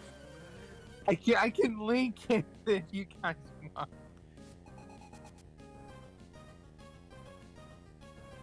But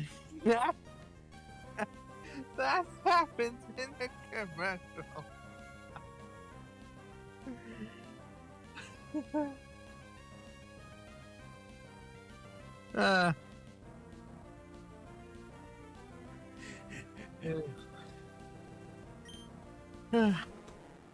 Yeah. It's my life. Now or And it's never. now or never. I ain't gonna live forever. There was a period of time where the highest quality upload of that song was was a Shadow the Hedgehog AMV. What? Yeah. This is like 2011. Inquiring minds wish to know why. I don't know. I don't know why they thought that would fit Shadow. I mean, it kind of does, but... A lot of edgy shit fits with Shadow.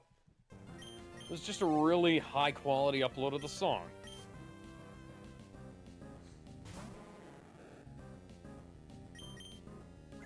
So, Alex, do you prefer Magikarp when it knows Tackle, or just when it knows Splash? Tackle. Because it's not dead weight. Oh, no. Uh-oh, guys. I don't want to disturb you or anything. But... What happened? I fear something might be behind me. Something terrifying. Is it what I think it is? I beheld a pale rider, and his name was Death. I didn't know the pale rider was my pit bull. Oh God, no! Don't lick me. I want Pitbull. Can I borrow your jaws? I need you to bite this guy. She would not. You don't have to eat him. Just hold him still long enough for me to ow. For me to ow? For him to ow. What an odd request. You heard it here, folks. Hold him down until he ow.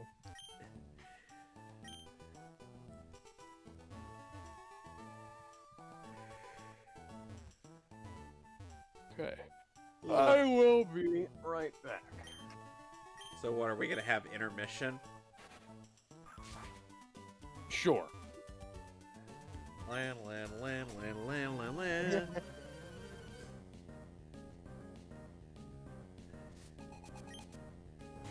Voltorb. The most explodey Voltorb in the history of Voltorbs.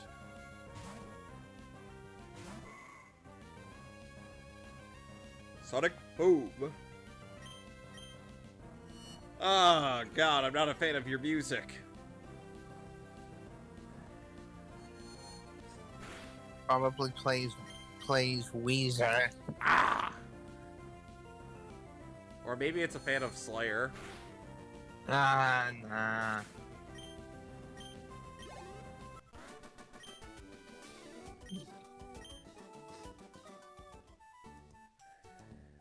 Maybe a member of the Bon Jovi tribute band Runaways.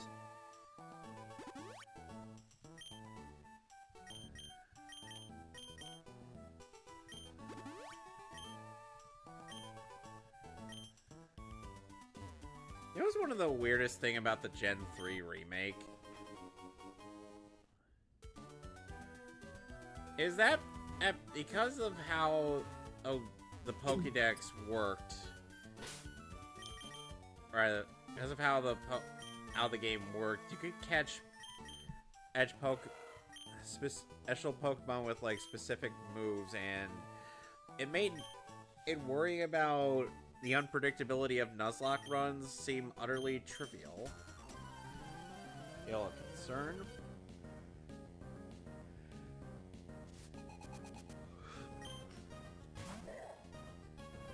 Oh goody, a Makuhita.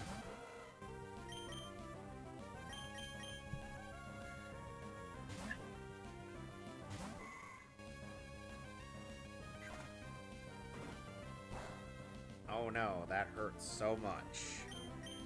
I am in so much pain. Damn! Exclamation point, 1-1.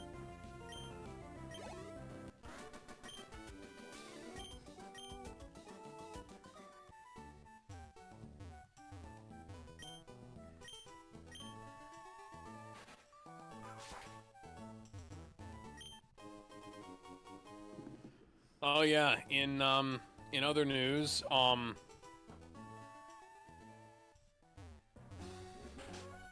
okay, so a few Disney Worlds are in Kingdom Hearts 4. This is the list of what I want. This is Liam again. Dive to the Heart,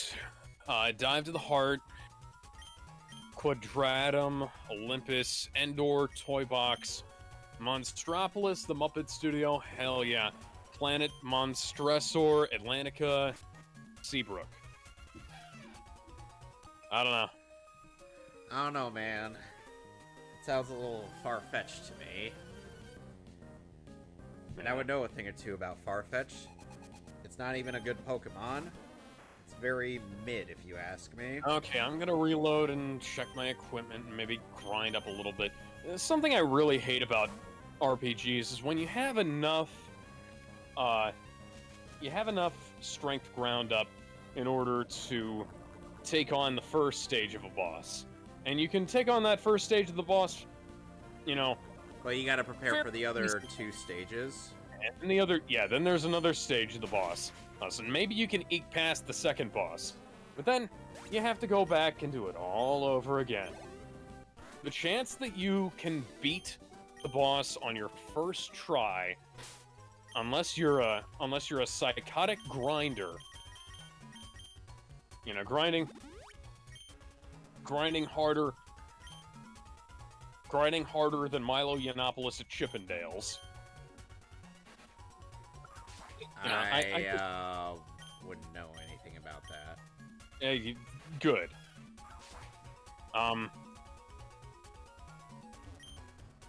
You just can't beat the boss the first time through, and you can't beat the boss the first time through and have it actually mean anything.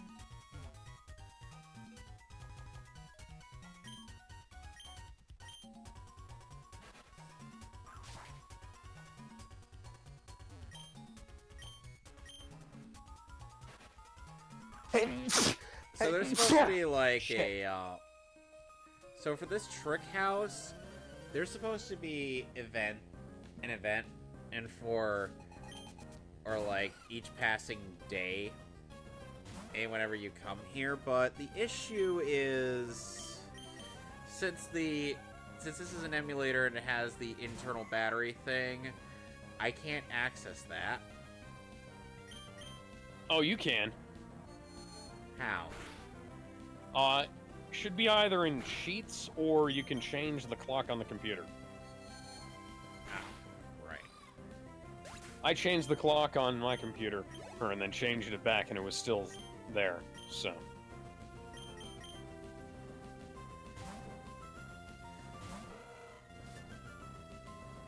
So why would you need the jaws of my pit bull, who doesn't even... I need somebody to hold this motherfucker still.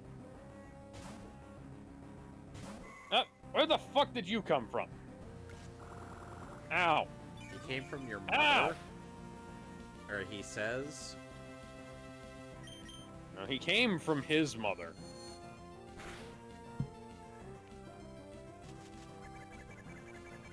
Oh god, I hate Leech Seed. Alex, I'm sure you know Leech Seed from... Yeah, I hate it.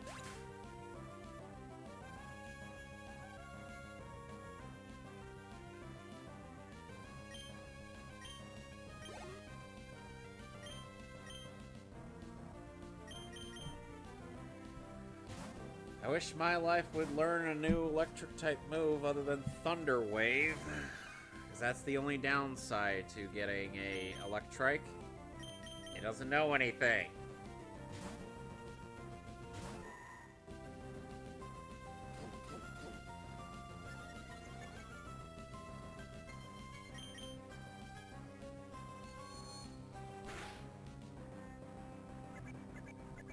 By the way, Alex, you know what's one thing that Gen 6 started to do that carries over to every other generation? No.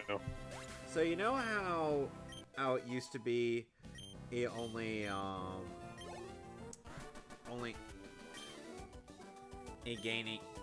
you can only gain experience through battling other Pokemon? They made it so that you gain experience through catching them as well. Good. Yeah, but that kind of takes away a lot of the challenge.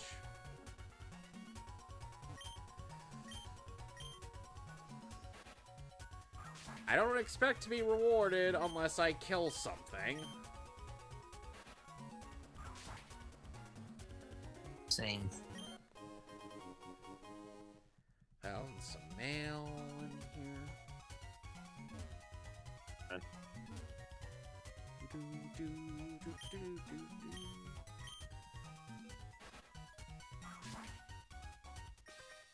here's this youngster. I wandered into this weird house by accident, so you're just a prisoner here of your own device. Okay, so the chat's fucked up here. What happened? No, it's just not showing, for some reason, and it wasn't, for some reason the restream chat didn't scroll down.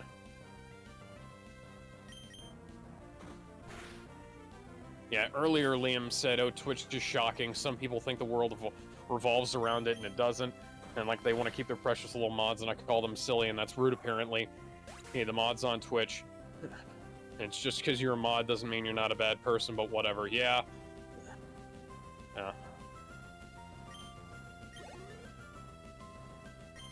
Yeah, the mods... Bad mods are worse than no mods in some ways.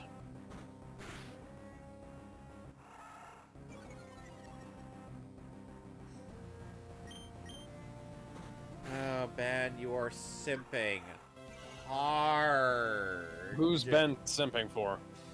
For the Flash movie. Oh, the Flash movie. Okay, yeah. I still need to put together a roundtable discussion in between. You know, the three of us need to talk about Spider-Verse, and then him and me need to have a conversation about the Flush. The Flushy?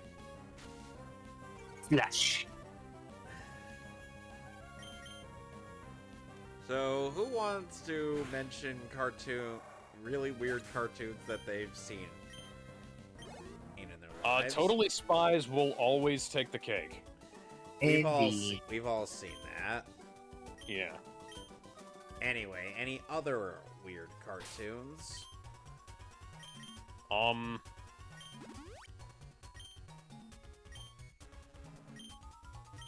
Alex is now drawing a blank. I mean, obviously, hey, we can talk about, we can talk about some of the whack-ass shit that used to be on Cartoon Network. Like My Gym Partner is a Monkey? Fine, I'm giving up. I'm going back. I'm gonna put Leaf Bracer, you... Oh, what about the fucked up ending of Camp Lazlo? Yeah, we talked about that. Where is Leaf Bracer?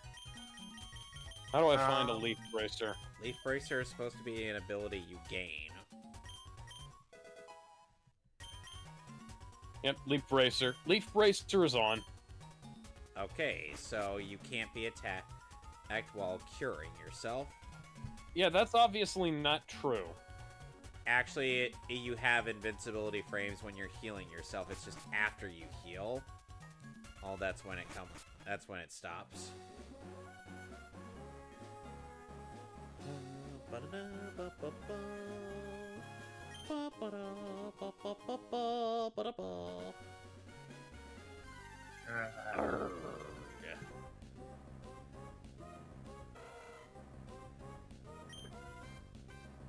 about the weird things that happen in Ren and Stimpy? Stimpy, I could kiss you! We have the Sawing the Log one. Oh yeah, that. Oh yeah, I've seen that. Oh. And then there's like this shower scene. Oh, I got a really interesting one. You see this button? Don't touch it! It's a history eraser button, you fool! So, what'll happen? That's just it! We don't know. Maybe something good, maybe something bad. I guess we'll never know. Because you are going to guard it. You won't touch it, will you? The narrator then proceeds to tempt is it Stimpy, the one in red? I believe so. Yes, he tempts Stimpy constantly by saying, can he overcome the temptation to do blah blah blah? And then he's like, no, I can't!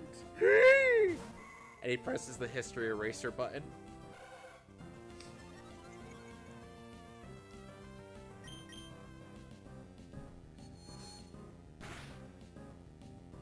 And Electric is dead.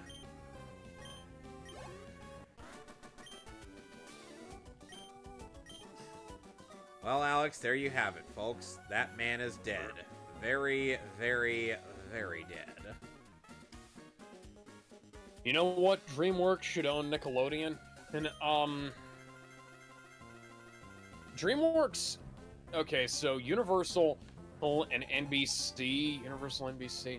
Yeah, so Nickelodeon is Paramount. Yes. And DreamWorks is owned by Universal.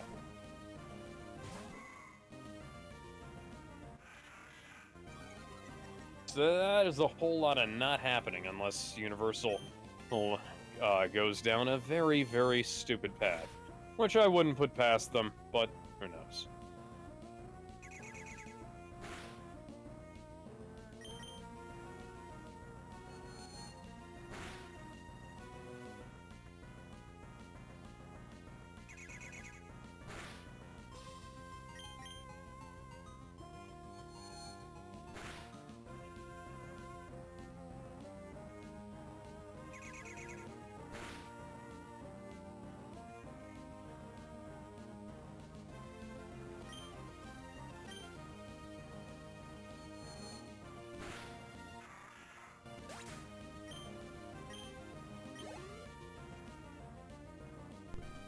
Sorry, did I miss anything?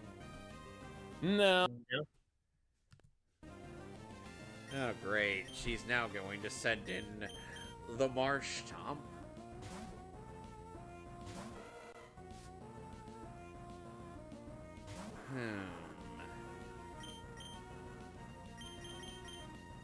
You know, if I had selected the Mudkips, I would have a lot more confidence going up against the next gym, but I don't.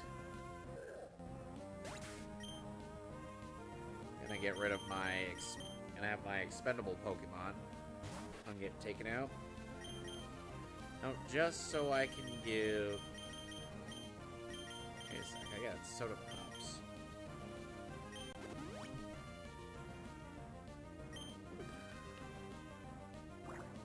Oh no, water gun! Ah, I'm dead! All I want to be able to do is summon Tinkerbell in the final fight. Or rather, any of the next stages.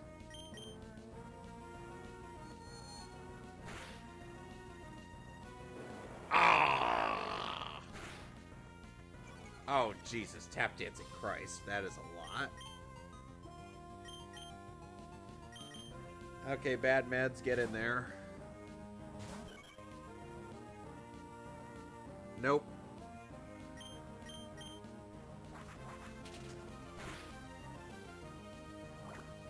Ah. Oh, God.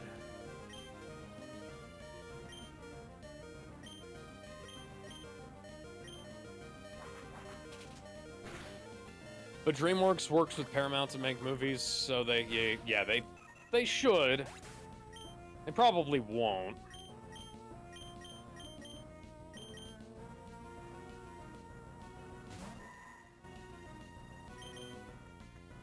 Yes, yes, Alec is faster. Die, Marshtomp. You don't belong in this world.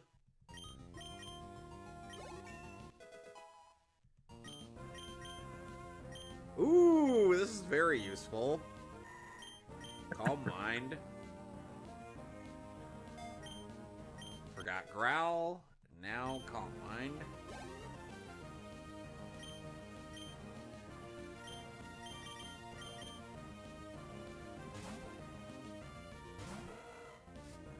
Slugma. So she traded in that Torkoal she had for a Slugma. Why? May, what is your literal damage? Oh, God. Great, now John Bon Jovi's getting drowsy. But now, the Slugma is dead.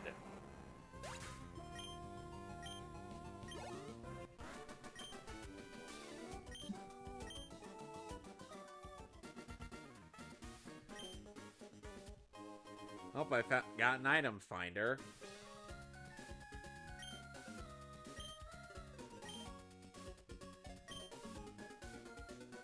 And there she goes.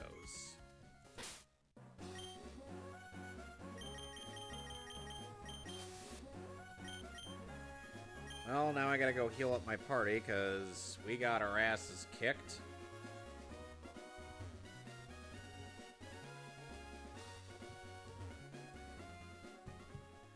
Okay, so Alex. Yeah? So, so if you were to go back and play Gen 1, do you know where to get the 3 starter Pokemon? Yeah, I know where to get them in Pokemon Yellow. Okay, I just want to make sure, because you know how... You remember the last time you were very confident in knowing where everything was. I've played it. Yes, but here's the thing. They're scripted events, and I have a guide. That means nothing.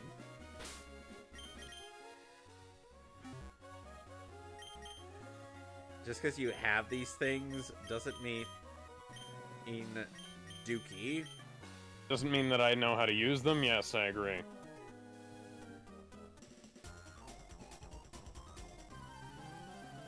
Okay.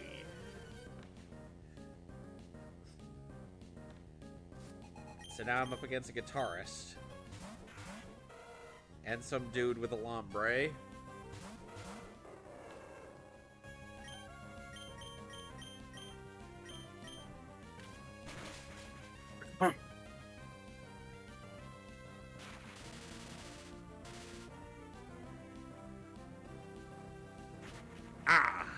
I got leered at. Ah, god damn it. Died again. No, I got hit with submit. I mean, it could be worse. You could be hit by the Cum Guardian. I'd rather have that. That's easier to deal with. Cum Guardian.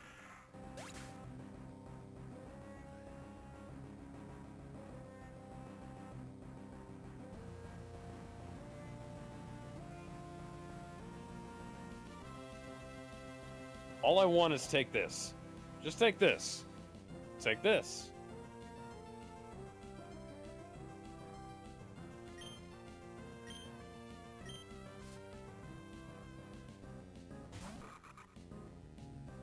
Oh, hi, Nuzleaf. Which, by the way, hey, Alex, Nuzleaf is what the Nuzlocke runs are named after. This Pokemon I'm about to kill. Flawless victory.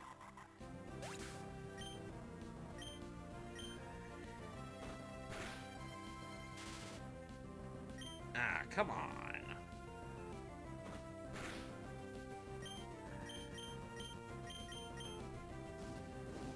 Dead.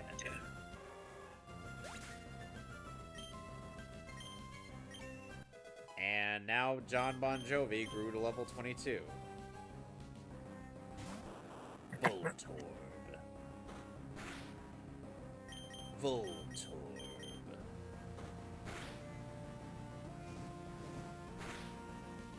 Voltorb. Alright, my life grew to level 17, and... Oh, he missed with submit, that's good. And is about to learn quick attack, so I'm getting rid of Leer.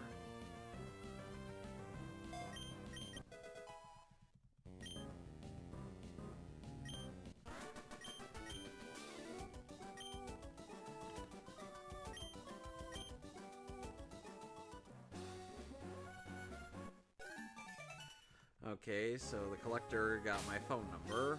Lovely.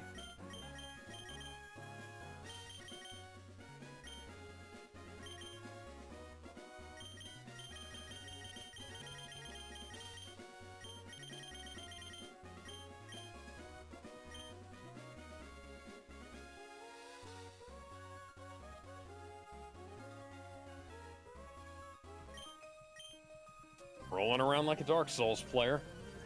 Rolling around at the speed of crap. Yep.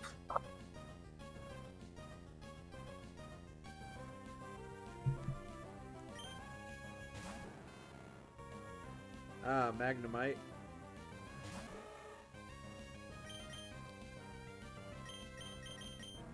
Okay, since I only have one Pokemon that can go up against this thing. Go get him, John Bon Jovi. Ah, God, my ears. I don't like There we this go. music. Not the music I'm listening to in the game. Okay. We are almost... I managed to save some of my potions this time around.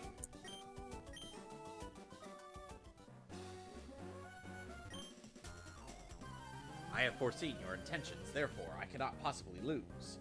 Are you sure about that? You have an Abra,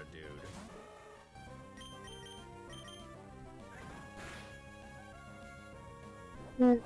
Well, at least this one has hidden power. But it doesn't do much. Nope. Fabulous hidden powers were revealed today to me the day I held aloft my magic sword and said, "By the power of Gay Skull!"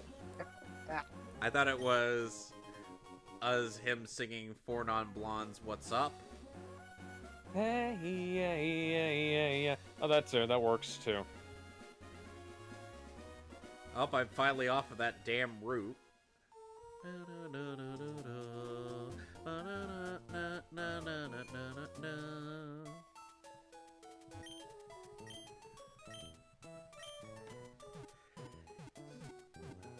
Bum, bum, bum, bum, bum.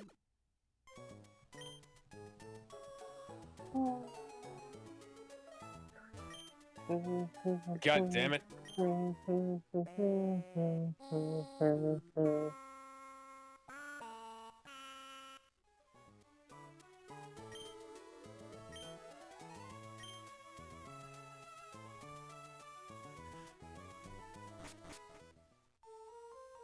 And now I gotta get the obligatory bicycle.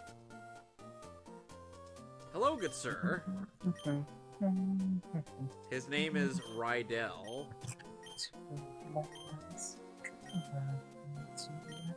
This guy named Rydell, Alex, sells bicycles. Interesting name. And there are two choices of bicycle. There is the mock bike and the... He's barely even moving his lips. Who? This fucker. Who is this fucker, Alex? Knock off Dante from the Devil May Cry series. Fucking hell.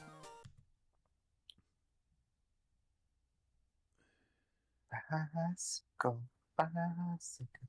I want to ride my bicycle. I want Okay, to just making sure. ride my...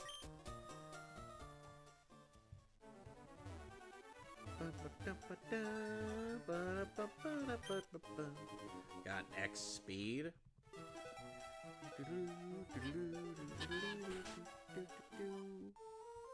Hello, good sir.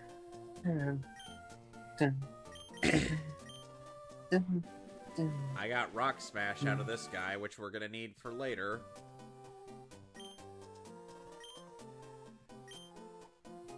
Unfortunately, we need the gym badge from the gym leader that we'll be facing in this town.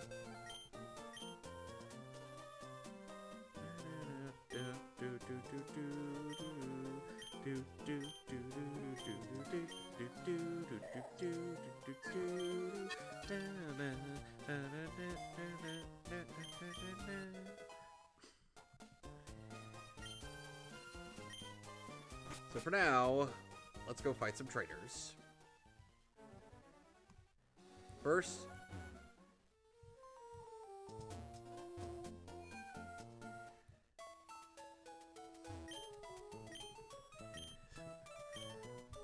hey Alex, 12 months have passed, let's go fight Saiyans. Yeah. Oh god, it's the Saiyans! Hi. Yamcha's here! Yamcha's dead! Nappa, get him. I am hilarious and you will quote everything I say. Tien, get him! I'm the only serious character in this show. That's the joke. Oh god, everyone's dead! Hilariously derailing one-liner. Goku's here. Goku's here! It's over 9,000! Vegeta, why? Because I'm a monkey. I'm confused. I know what I want. What I really, really want. Tell me what you want, what you really want. I really want to see you motherfucking dead. Alex, you'll know. Oh, you'll know when he's dead when you hear Kingdom Hearts, fill me with the power of darkness. Okay.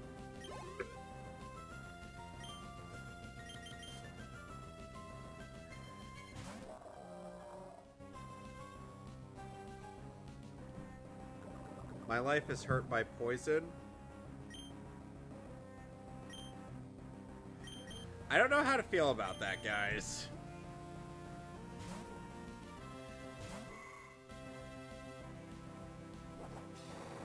Come on, come on. Yes, yes, yes, yes, yes, yes. I got him. Oh, I got him. I got him. Okay, This so stage is done, finally. Alex, don't forget you. I know there's another one. Alright, so now you gotta go rescue your buddies. And also attack parts of the vessel that he's on.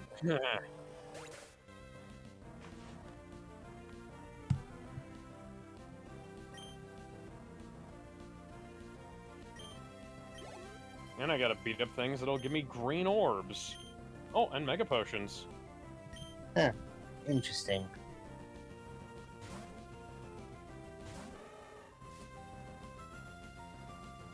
Oh, call me the Hedgehog because I'm Sonic as hell right now.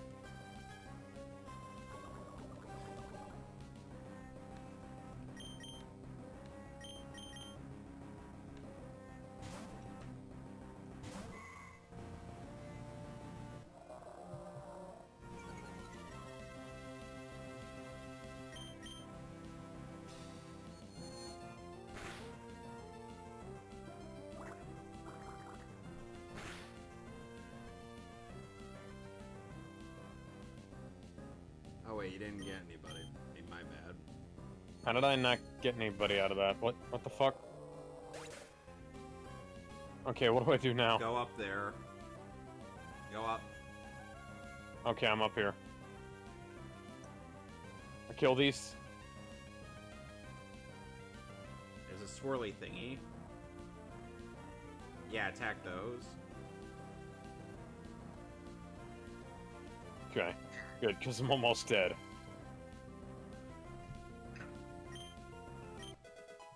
My life grew to level 18. Oh, god damn it. You died. Hmm. Yes, but good news is, hey, there we go.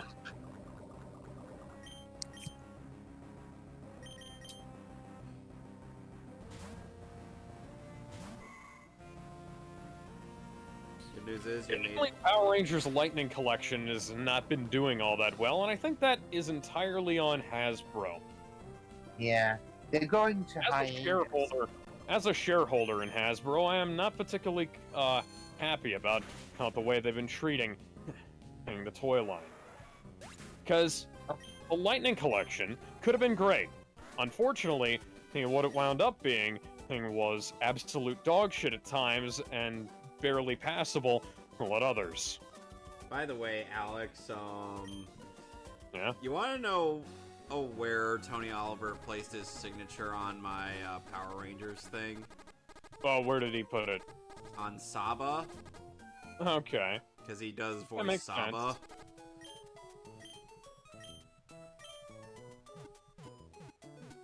Yeah, after these next couple releases, which includes the Alex, you're not Omega supposed to attack. Rangers, You can't attack Ansem through that. You gotta attack parts of the Yeah. ship.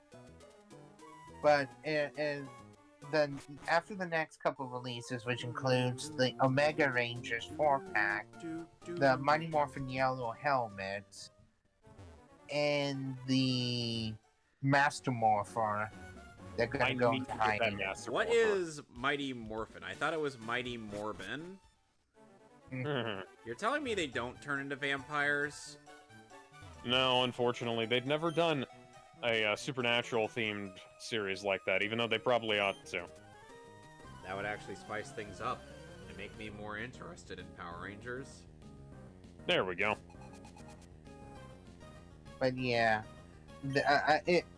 I'm willing to bet. Okay.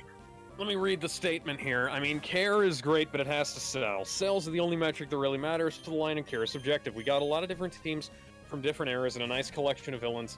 Okay, it's not a statement.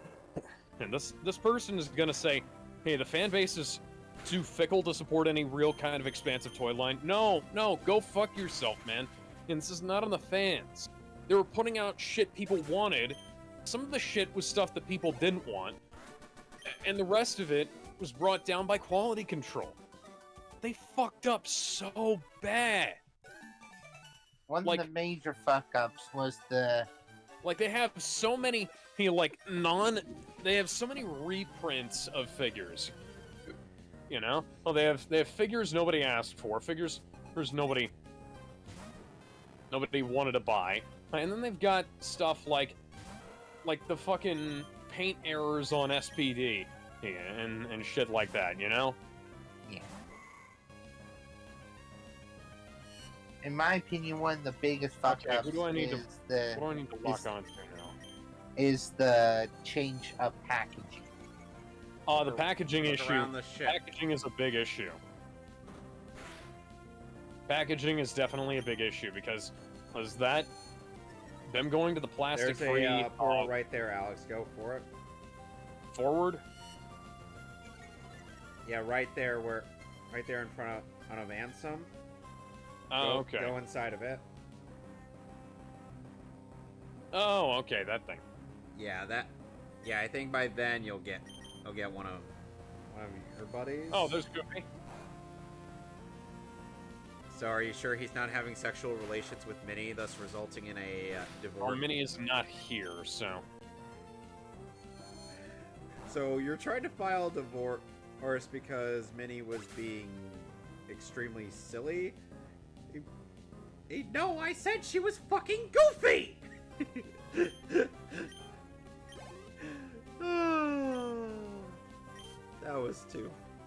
That was even funnier on that video. Now, I don't know who posted this statement here. Hasbro gets a lot of flack for being the new company in the eyes of many fans and gets all the blame for everything wrong with the franchise. Despite at least trying to do more than Saban and Bandai were doing the last few years of the brand. No, okay. Hey, so Saban was a complete fuck-up. Hasbro was just mostly a fuck-up. They don't get points off for being slightly less of a fuck-up. The idea was to not fuck up at all.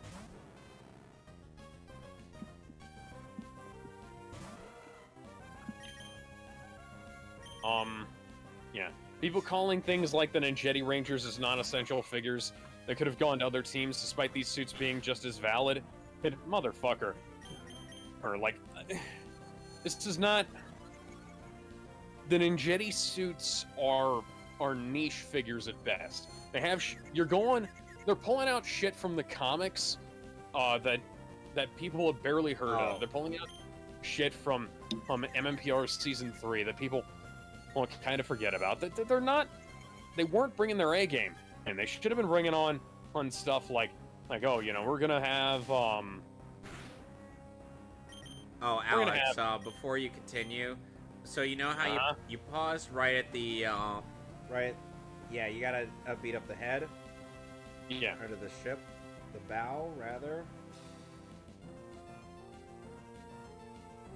Well, the bow of the ship is ahead, so whatever helps you sleep at night. I mean, it has eyes and a mouth and teeth. But does it have a tongue? Like, you can say, probably. You can say that it's valid for these figures to exist all you want. Why weren't we getting things like, they could have been getting, sections of Ranger teams out of the way, practically quarterly, and they weren't doing that. They gave us that stupid fucking cycle with one of the SPD Rangers nobody asked for. We're like, what the hell is up with that? They gave us there were missing accessories. It's like people stopped buying this because people stopped buying the line, and because it had poor quality control. Oh, and it just... Alright, Alex, now I think you go... It wasn't very good. Now go inside the mouth. Hey! Boys are back in town! But so when they first announced that they were going to do the Monsters line, I'm like, okay, the Monster of the Week. Let's see it's a who great we'll idea, get. because Power Rangers has always struggled with maintaining monster figures in the toy line, even though they sell fairly well because you want to have the heroes have something to fight against. They just, for some reason, people at Bondi decided that they weren't gonna do that. But then when they start, rather than giving us stuff that we'd actually pay for, they basically made a bunch of the figures too elaborate and too expensive. Like, honestly, there's so many things that went into this stuff being wrong. Oh yeah, and the Zord Ascension Project Astro Megazord, or the Astro Megazord, is fucking garbage. It was broken right out of the box. Yep. But So many figures, so many Zords, so much fucking everything. And like, Go Busters was infamous for how bad the quality control was on it, and like it was Alex, so now you fragile. gotta attack the inside of the center. I want my summons back, god damn it. I want Cheater Bell back. But when they announced the Monsters line, there was one character that I've seen many people demand, and I am one of them. Now, I'm in the group that would have loved a Rita Revolto figure.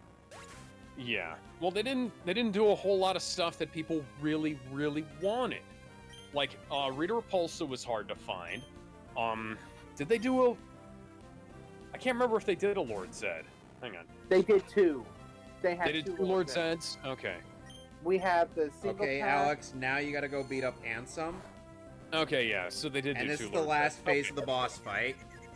Awesome. I'm gonna go pee so I'm not distracted.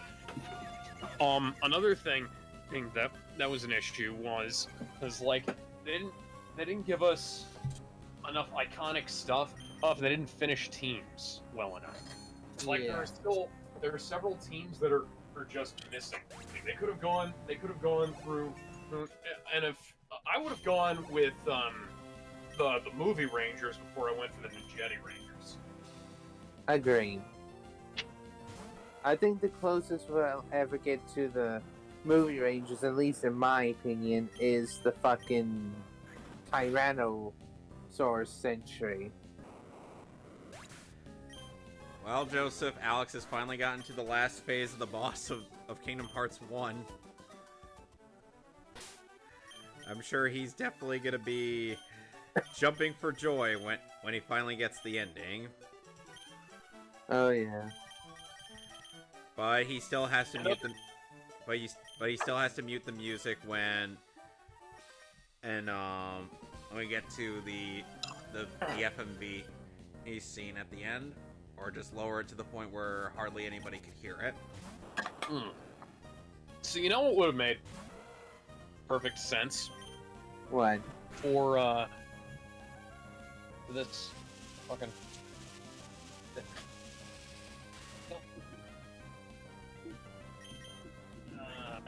dropped something. Dropped one of my guitar picks.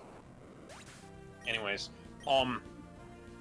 they should have finished up. They should have done MMPR. They should have gotten that out of the way, and then done, like, you know, get through the movie Rangers, then get get through Zeo, then get through Turbo. Oh, and do like most of MMPR and part of Zeo, and then do most of Zeo and part of Turbo, and then do most of Turbo and part of one, and then part of the next, and then yeah, Part of the ship, yeah. part of Rather the crew. than- part rather of the than ship, giving part you- of the crew. Yeah, rather than giving us just what basically seemed to be a random assorted nonsense.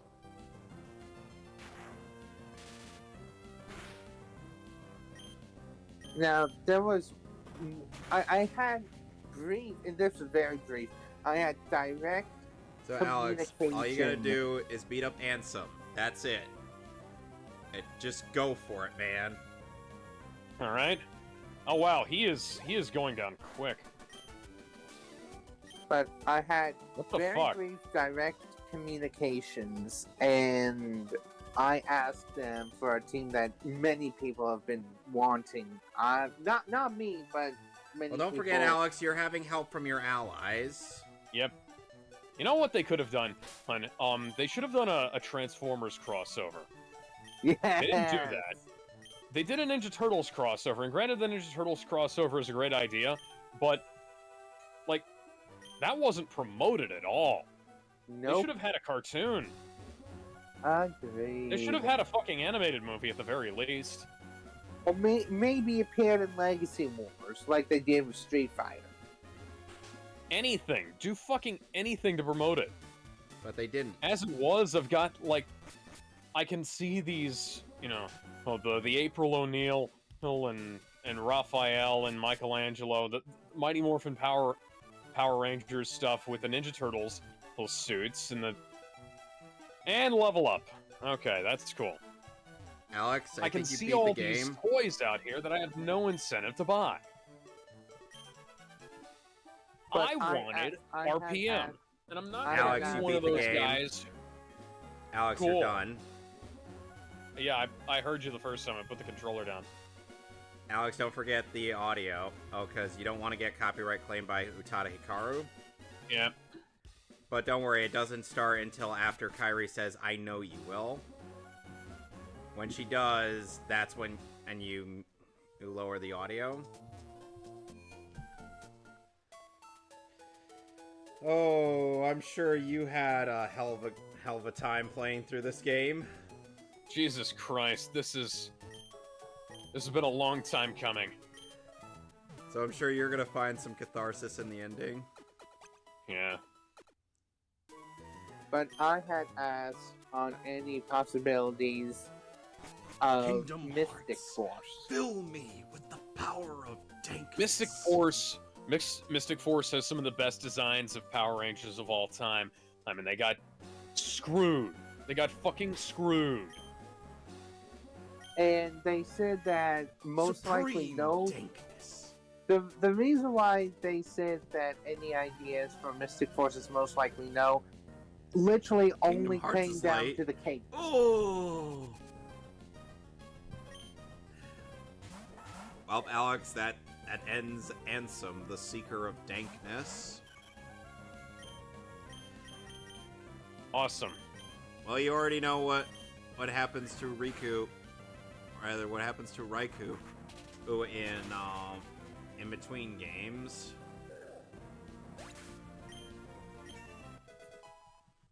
Yeah. Mystic Force was most likely a no only because of the cake. A lot of people didn't like Mystic Force, and granted, for good reason, there are some flaws with it. Mystic Force isn't half as bad as the shit that's come since then. It was better than Operation Overdrive. And Operation Honestly- Overdrive isn't even as bad as... Excuse me, Operation Overdrive isn't even as bad as the shit that we've gotten since Saban. Honestly, I'd rather watch Mystic Force and Operation Overdrive over Beast Morphers in Dino Fury.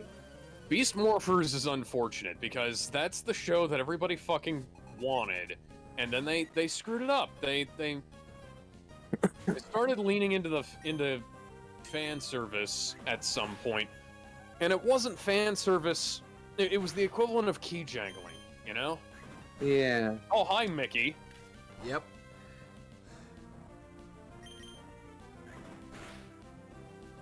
And then in Dino Fury, Izzy, I absolutely hate that Izzy is being proclaimed as the first to break gender boundaries. Okay, so, Dino Fury is fucking dog shit. It's... They had issues. I kept saying this. This is something that I brought up back when fucking, Ninja Steel was airing. I have brought this up every time they've created problems for themselves. Like they keep forcing themselves into these positions where they're creating more problems.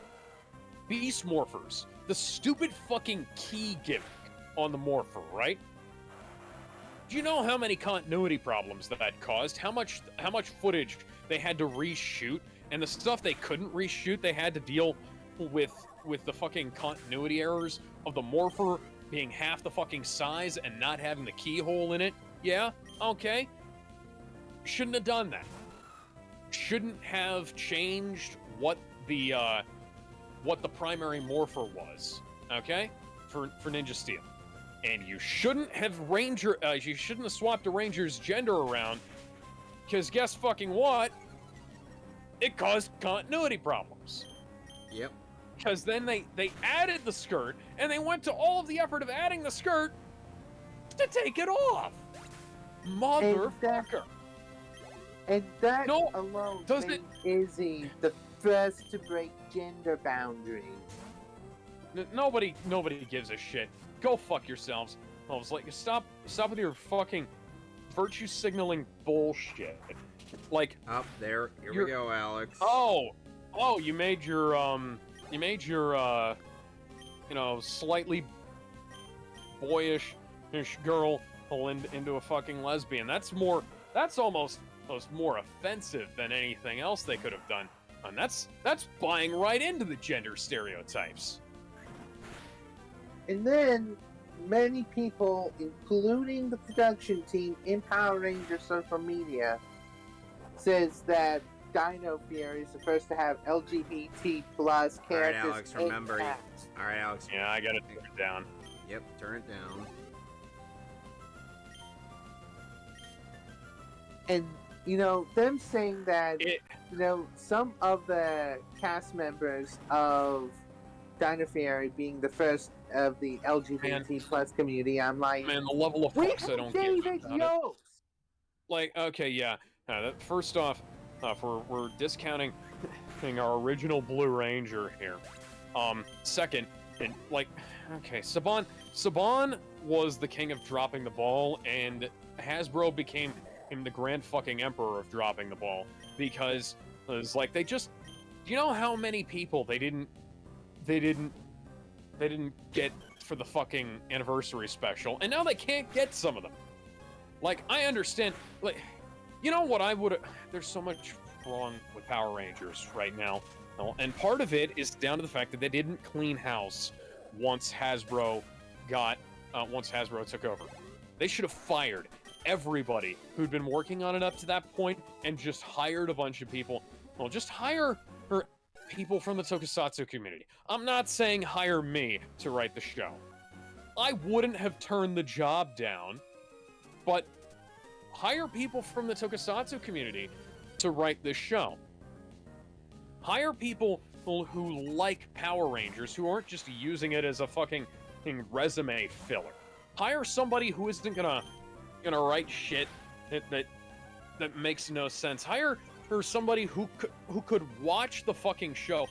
Please, I beg you guys, watch the goddamn Sentai and figure out how to write an episode around it. Don't just take the suits and say, okay, yeah, so I'm gonna take this suit and I'm gonna write around. My life finally learned a useful electric type move. Like they do this thing where they don't take any time out to plan and economize this, because a bunch of work has already been done for them for this series, right?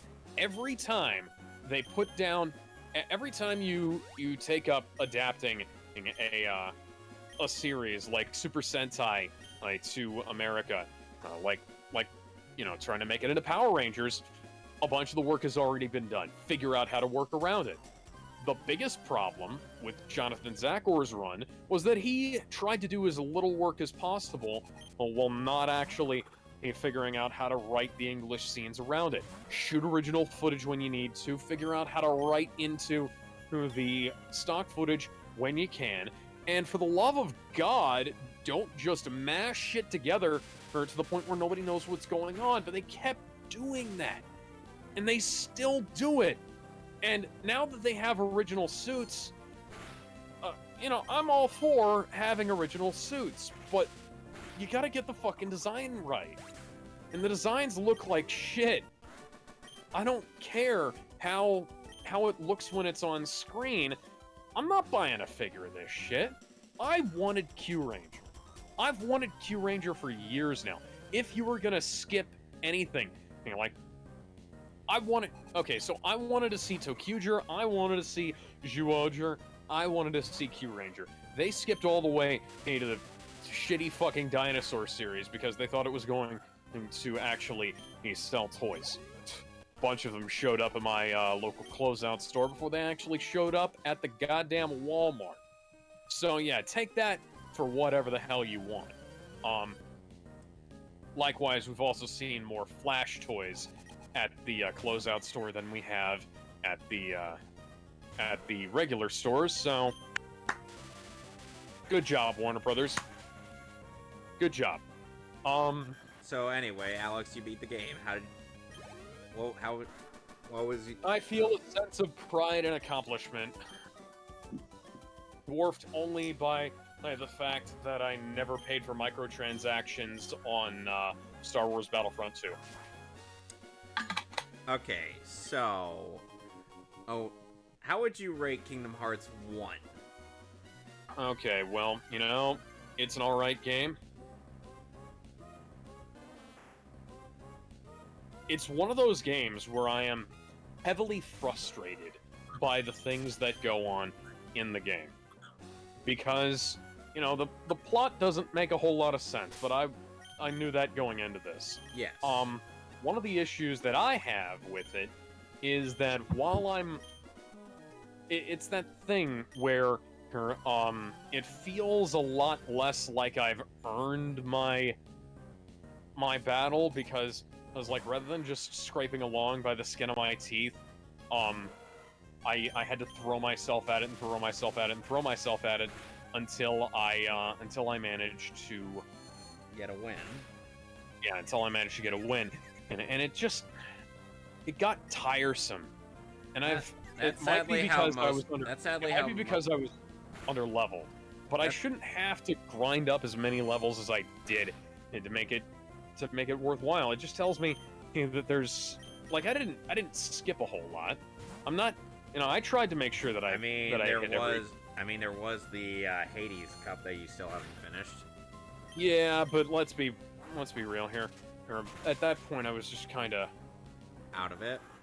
Yeah, kind of out of it. I wasn't that great with it. Oh yeah, Hasbro kept doing the split season thing with Power Rangers 2, by the way, which they should have immediately done away with that. I don't care if you have to have 22 episodes to a series. Write yourself to your fucking season, man, and do something that makes a lick of sense. Like if you're limited to 22 episodes a season, then write a complete series.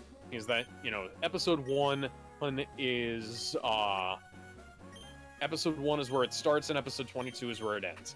And it's like Power Rangers used to get by with 30 episodes. You could probably cut out, back in the Disney era, and that was back when Power Rangers was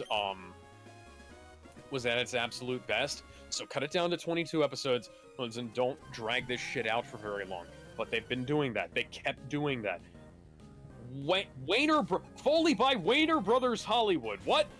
Wayner Brothers Hollywood. I'm sorry. What the fuck is Wayner Brothers? What was that, a mistranslation?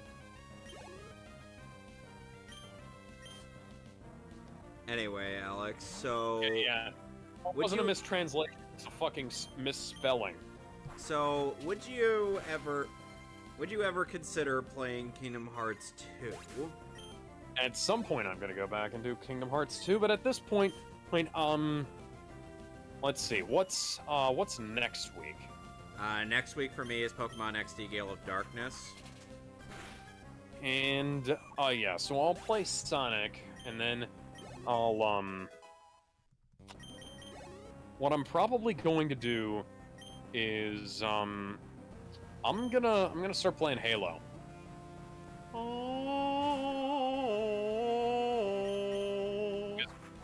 Ben bought me the Master Chief Collection, like, friggin' years ago now. And I'm gonna play through all that stuff again. And I fucking love Halo, and I've been getting an itch to play it again. Yeah, Liam asks, what do you think of that list then? And yeah, I'm not sure what to think about it because, like, I'm not the best I'm not the best judge of what should go into Kingdom Hearts. I like it as a concept, but I'm not a big fan of the execution, if I have to say. Yeah, that's about it. Oh, Bad Mads is evolving. Okay. Oh, shake it up like bad medicine. Bad medicine could cure my disease. Oh, and now it's a swallow. Bad medicine. There ain't no doctor that can cure my disease. Well, anyways, I'm gonna play some Kingdom Hearts. I'm gonna play some Halo, or rather, I'm gonna play Sonic. I'm gonna replace Kingdom Hearts in my rotation, and with Halo. I'm gonna try to get Halo 1 done as quickly as possible, although it has been a very long time since I played that. I'm gonna try to get I want to get back to playing XCOM Enemy Within because I fucking love that game, and, well, I love Enemy Unknown. And I've never played Enemy Within. So I want to get through that. I want to get enough characters that I can recreate the rest of the crew. Other than that, I want to get done with Sonic 4 Episodes 2 so that I can get back to doing some other stuff. I want to play the Sonic Advance games. I love those. And remember, after Sonic, the week after you do Sonic 4, we're gonna try to screw each other over. Back to the Mario Party, right?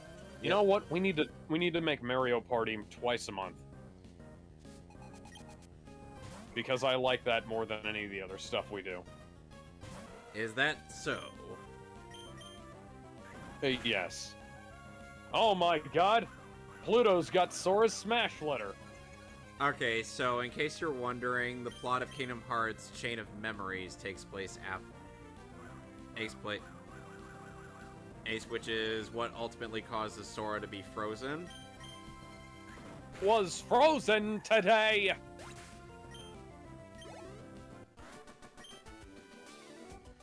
However, I once gave Kingdom Hearts Chain of Memories a college try. I was not a big fan. Needless to say, you're better off reading a synopsis of that game before you get into Kingdom Hearts 2, Alex. Is it at least beatable? It is, but it takes a lot of work. Not the kind of work you'd want to do. So like I said, just read a synopsis of the plot of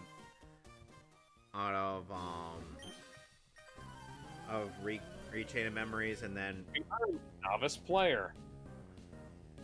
Trophy earned, Final Mix Master.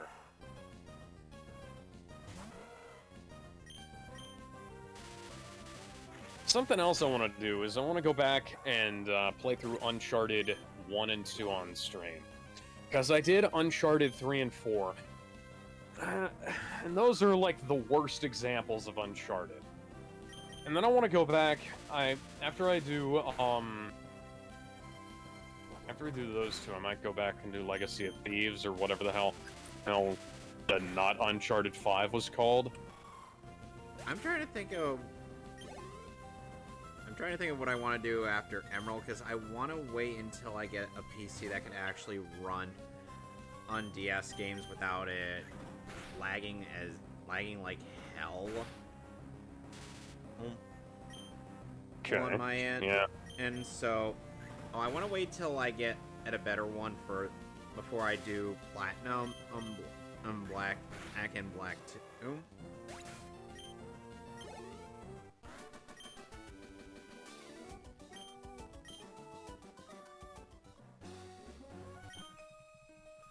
And,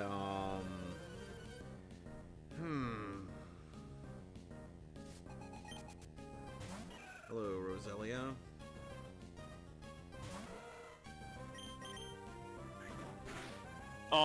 Yeah. Okay, so Liam asks, so what do you think then you don't know of the list that is? Yeah, no, I understand, like, generally, I get what you're, trying to convey. Yeah, I get what you're talking about, but,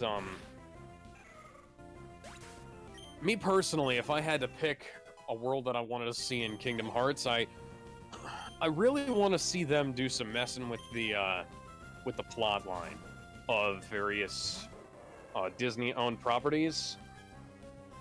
So I want to see Xehanort be the one who caused Kylo Ren to turn evil. Luke was just fast asleep in his hut, but when Xehanort grabbed the nearest giant key and smashed it over the hut, you know? Like, so I want to see... No, he didn't smash over the hut, he just went... Ding! Yeah. And he was like, wow, it's that fragile, huh? Okay. Yeah. Doopy-doopy-doop. And then, like, I want the whole prequel trilogy... I want the whole sequel trilogy to be caused by characters from Kingdom Hearts, and end with them retconning the entire thing, and then I want there to just be a world where you play through all of the awesome shit that happened in the prequels, you know? Right. So seeing as we're pretty much done, that you're pretty much done, and I'm gonna sign off as well. Also, next time I go back to Pokemon Emerald, I'm gonna be prepping up for Mauville City Gym, so look forward to that.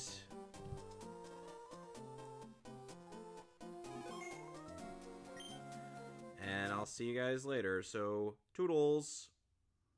Bye. Bye.